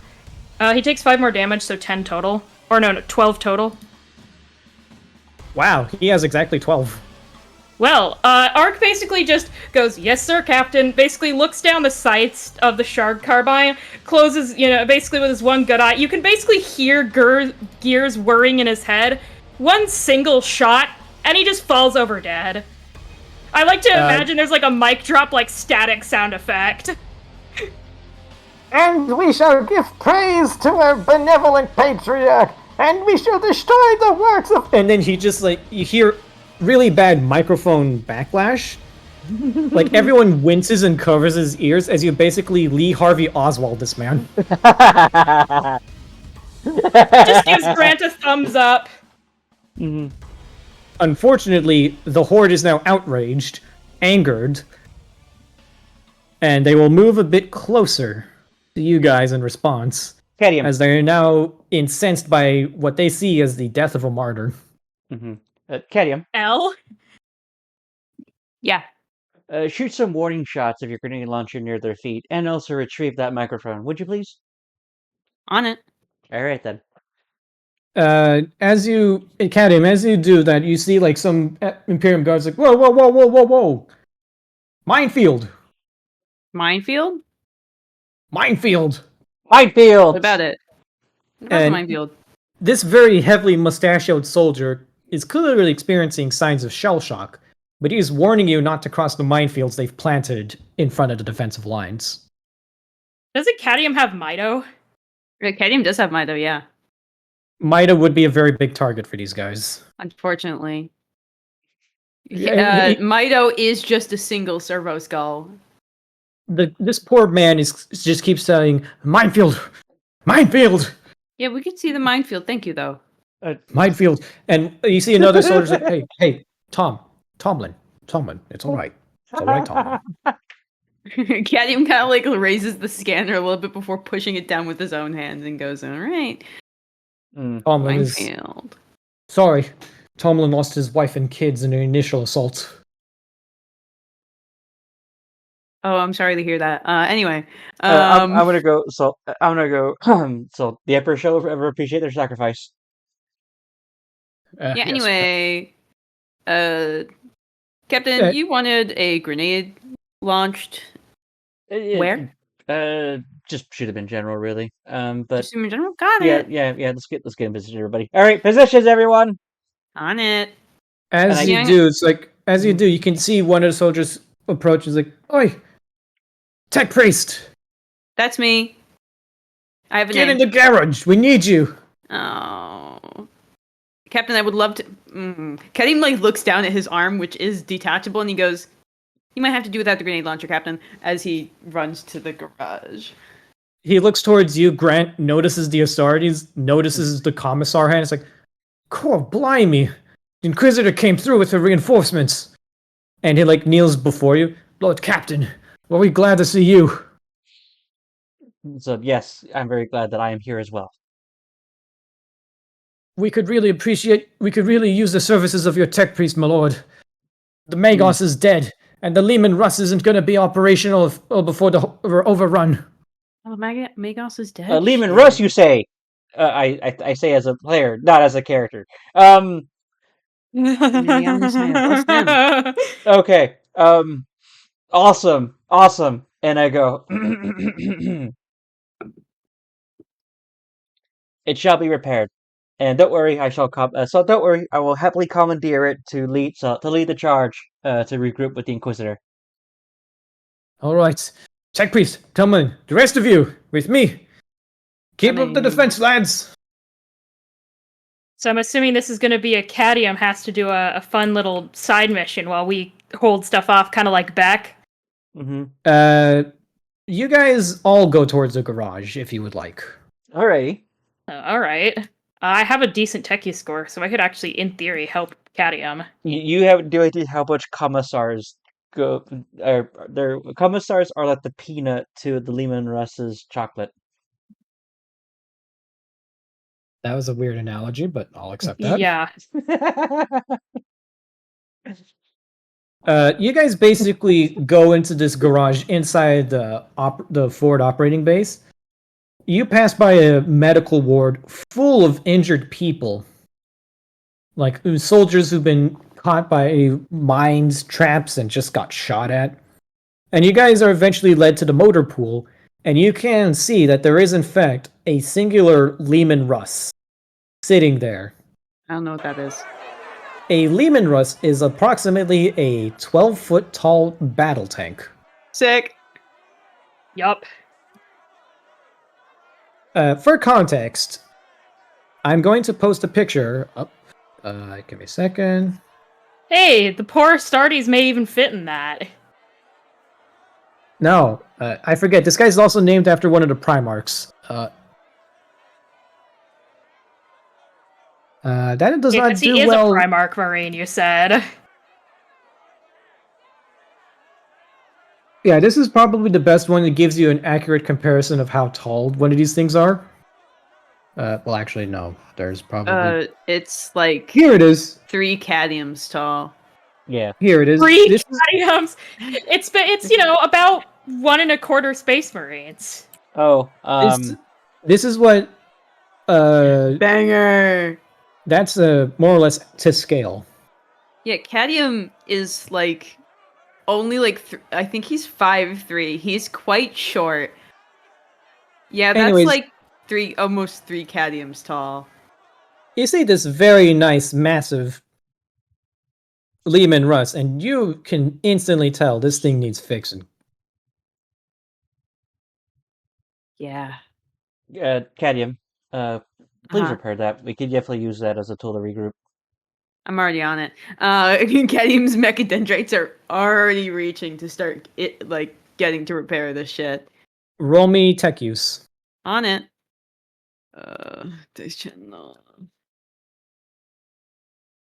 That still passes. That is an 89. I need someone to pass me a demolition check. I think I'm the only one here with the demolition skill. With the skill. Yeah. Roll me demolition, Grant. Alrighty Yeah, I then. succeed. Woohoo! I am spending my 3rd fate point. I think that's 1 degree of How success. many do you have, brother? I have 4. A lot. Well, no, I actually have 5 now because of my helmet. Oh my god. I mean, I also have 4, but still. Mm-hmm. My helmet gave me 1 extra fate point. I have 2. So too. I really lucked out my rolls, guys, or during character creation. So, I did not look out on stats. My stats are really, really, honestly bad, but... Yo, I'm I actually did good what on has happened? stats. I did terrible when it comes to HP and fate points. I'm actually horribly spec'd out as a road trader because they're actually more melee based than actually firearm based. Yeah, but since when did we care about playing the correct builds for our characters, Cadium? Yeah. Hey, What has listen, guns are happened? cool. Let me play guns in gun game. Okay, so I find not much. munitions, and I just gotta go. All right, Beck, can you help me load this up? Huh? Wait, what are we doing? We're currently about to load up munitions in this Lehman Russ Into what? Tank. Tank. tank. Go to Oh. Road Load Trader shooting Central. bullets into tank. Ah, okay. There This we Caddium's go. repairing it. It's a And how did we find this tank? in the garage? It was just on the road. Okay. Yeah, In the garage. the garage. Beck. Yeah. A tank is it's like an aerial vehicle, but for the ground. I actually do have expertise in driving land vehicles. So does Caddium. Caddium kind of like pokes a head out of wherever he's working. He goes, Captain, I recently got my license unsuspended. Alrighty then. You two decide amongst yourselves who's driving. I drive. Yeah, okay. This is my one skill set.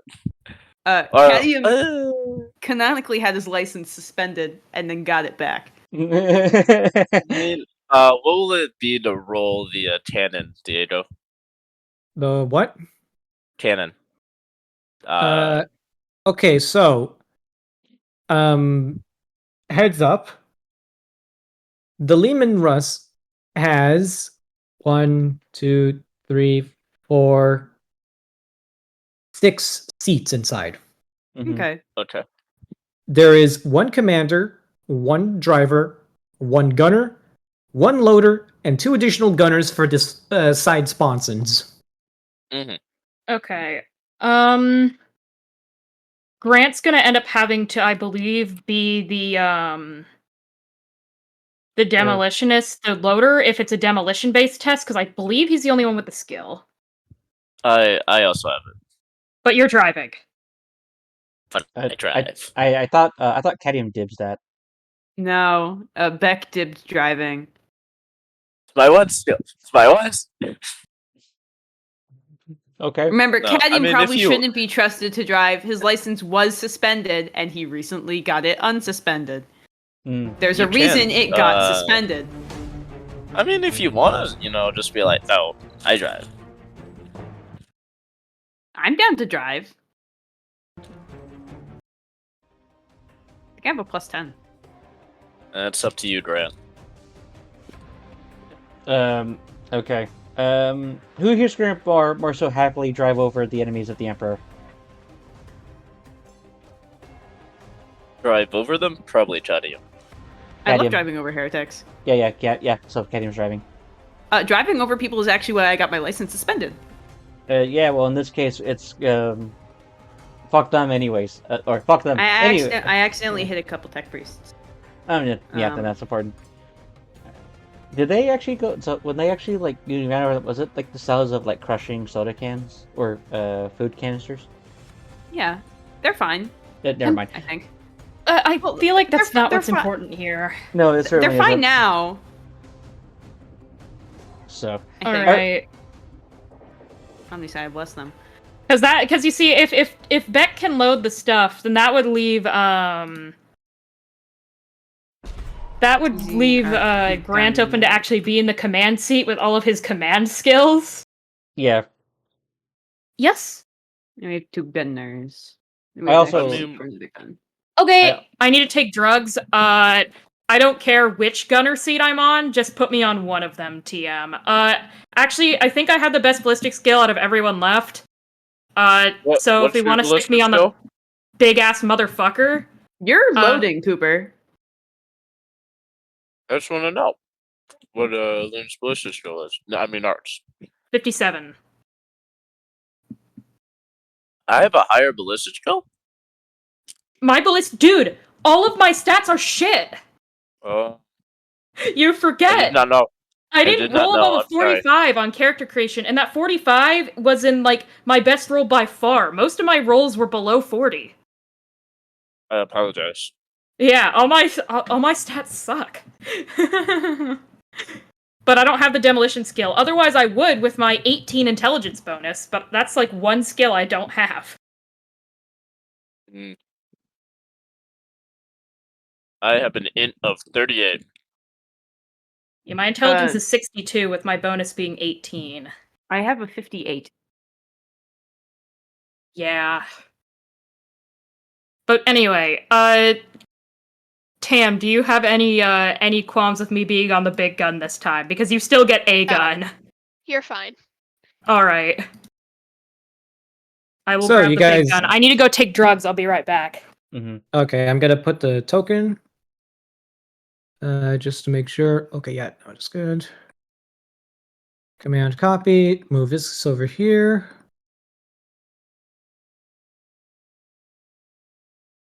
You guys see that, correct? Yeah.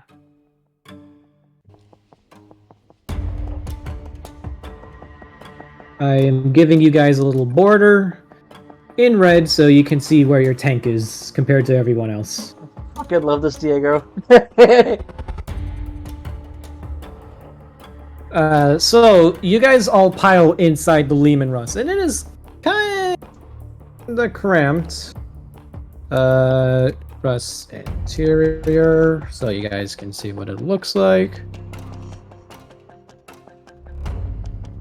Copy image. This is a rough look of what the inside of a Lehman Russ looks like, so you guys know where exactly you guys are positioned.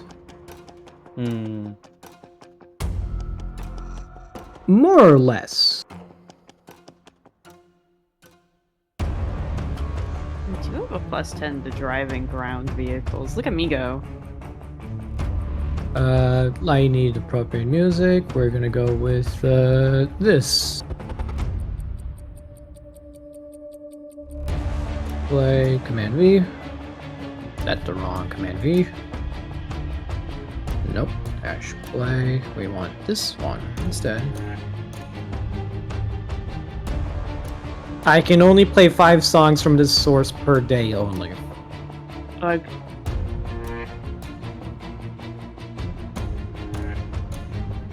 Search queries? What?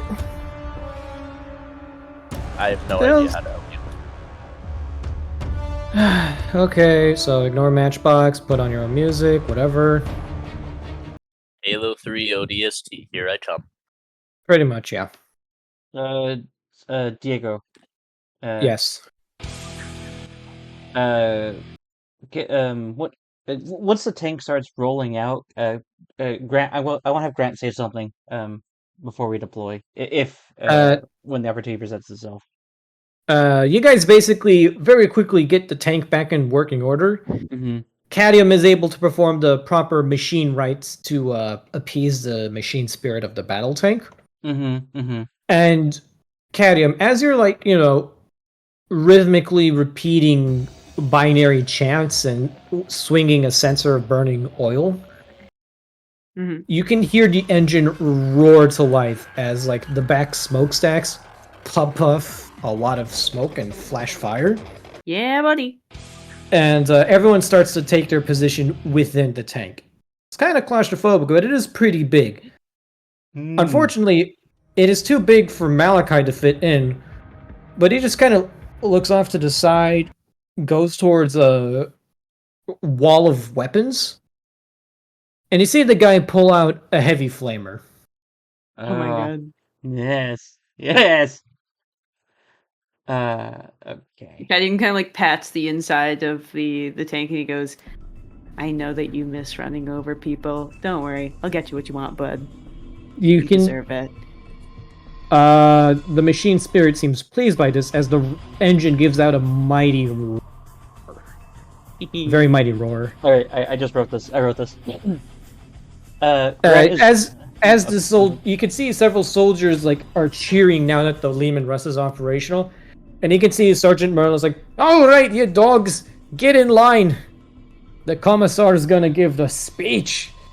And as you see everyone line up and present themselves, Grant, you spot another commissar enter the room.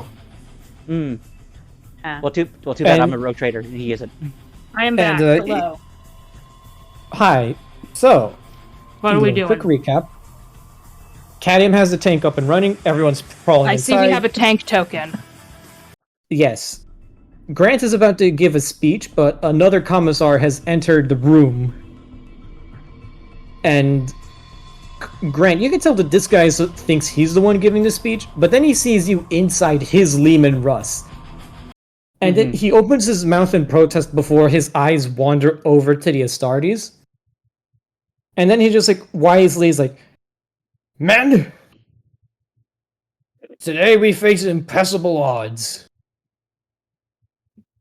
But enough of that. I believe and you see a guy whisper in his ears like, all right. The Lord Captain of the Rogue Trader Dynasty Silverwind would like to address you all. And he just like sort of like turns around and looks towards you, Grant, as does everyone inside the garage, basically waiting for your motivational speech. Brothers and sisters of the Imperium, today we stand on the precipice of righteousness. Our hearts are burning with fervor of faith and duty. Before us lies this foul insurrection, a festering wound upon the holy face of our Imperium. Our enemy seeks to undermine our very way of life, to sow chaos and discord amongst your ranks. They are not mere rebels, they are traitors, enemies of mankind, seeking to tear down the sanctity of our empire. Look around you. Do you see the banners of your ancestors? Do you feel the weight of their sacrifices upon your shoulders? They bled and died for the glorious future of humanity, and we must honor their memory by extinguishing this erection with our righteous fury. We are the sword and shield of the Emperor. Each of you has been chosen, not merely to serve, but to embody the will of the Imperium. Our resolve must be unyielding. Our faith must be unbreakable. We must not falter. We will not retreat. For every traitor that falls, 1,000 more will rise in their place. Yet, we will be ready and be vigilant. This is our moment. Let us march forth into the heart of the enemy's den, our weapons gleaming with the righteous light of the Emperor, and purge the Xenos, the heretic, and the cowardly traitor. We will show them the might of the Imperium cannot be extinguished with firearm treachery.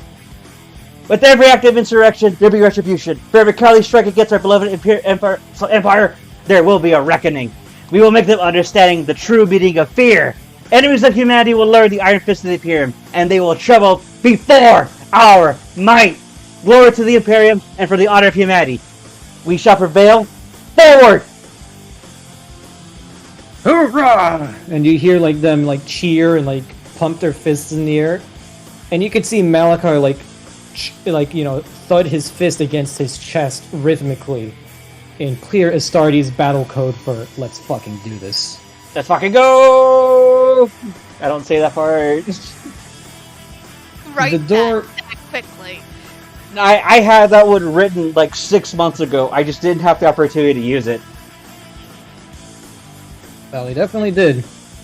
The garage door opens, and an ancient, well-worn, venerated Lehman Russ emerges. Grant, from the top of the commander's gun, you can see 3 Goliath trucks and lots of filthy heretics between you and the royal palace where your Inquisitor ally is. Mm-hmm. The troops in front of you immediately salute you with the sign of the Aquila, standing and unfolding themselves righteously before your glorious and venerated war machine. Cadium, as you're driving, you can feel that this war machine has seen centuries of action, most likely. This is a sacred relic of the Imperium, this machine. Wow. Ark, Zizi, you Yes. take up the sponsons on the side, which are manned by heavy flamers. Ooh. So, you know how there's like side ports for like guns? Uh-huh. Yeah. Both of you are manning flamethrowers.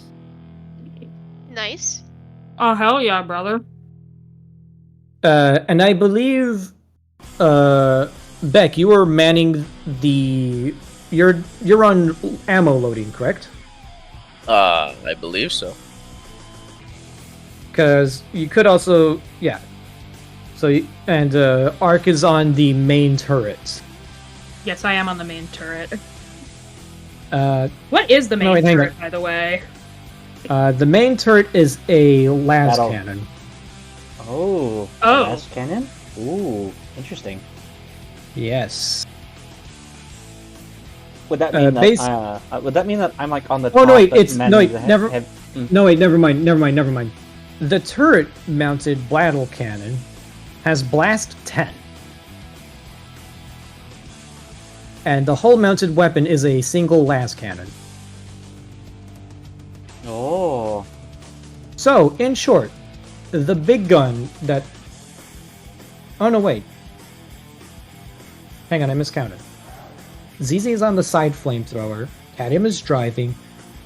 Beck could man one of the guns. I thought he had to load the cannon. No, because that leaves one of the side guns open.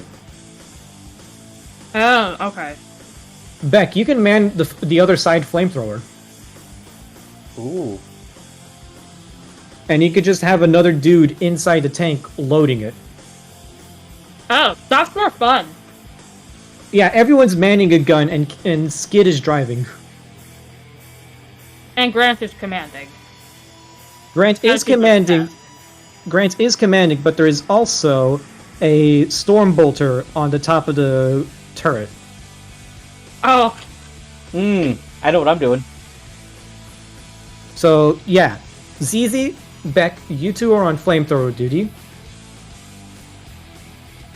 Ark is manning the heavy cannon. Cadium is driving, and Grant is commanding with the Stormbolter on top. Am I missing anybody? No, that's 5. Yeah, everyone's manning a gun. Except for Cadium, but he's still driving. I do And- have mechadendrites. So you could technically operate that's the... hilarious. So you could technically operate the las cannon mounted Tech- inside the hull. Technically, yeah. I Yeah, could. no, but still. Fuck. Cadium's very good at multitasking. So yeah, He does you it all guys the time. So yeah, you guys basically emerge in this massive battle tank. And as you guys cross the front lines, you can see the filthy hordes of traitors basically charging at you, only to stop to see the single tank. If any of you guys have seen Fury, you know what next session is going to look like. Yo. Yo. I'd say that here we will stop for tonight. Sounds good. Next session, the battle for Pyrex unfolds with a Woo! single Lehman Russ battle tank. And one Astartes. But remember, this guy has a heavy flamethrower, and he's already got really good skill at melee combat. What a guy. I'm not bashing the one singular Astartes. Like, one Astartes is one Astartes. I I don't know. kind of tore my throat out on that one. Ugh. No, that's good. Aw. If this game had inspiration, I'd give you it. Oh, thank you. Technically, you can, but it really doesn't matter if it's at the end of the session because technically, inspiration can take the form of like restoring a fate point, according to the core rulebook. Well, yeah, but or we're giving ending like this- a temporary fate point for like the next session, I guess could work too. Yeah, but since we're restarting the session, Grant would just start with all his fate points again. Yeah, that's why I said because of where we are, it's kind of pointless. Yeah, so Oh yeah, by recording. My recording. goodbye. Recording.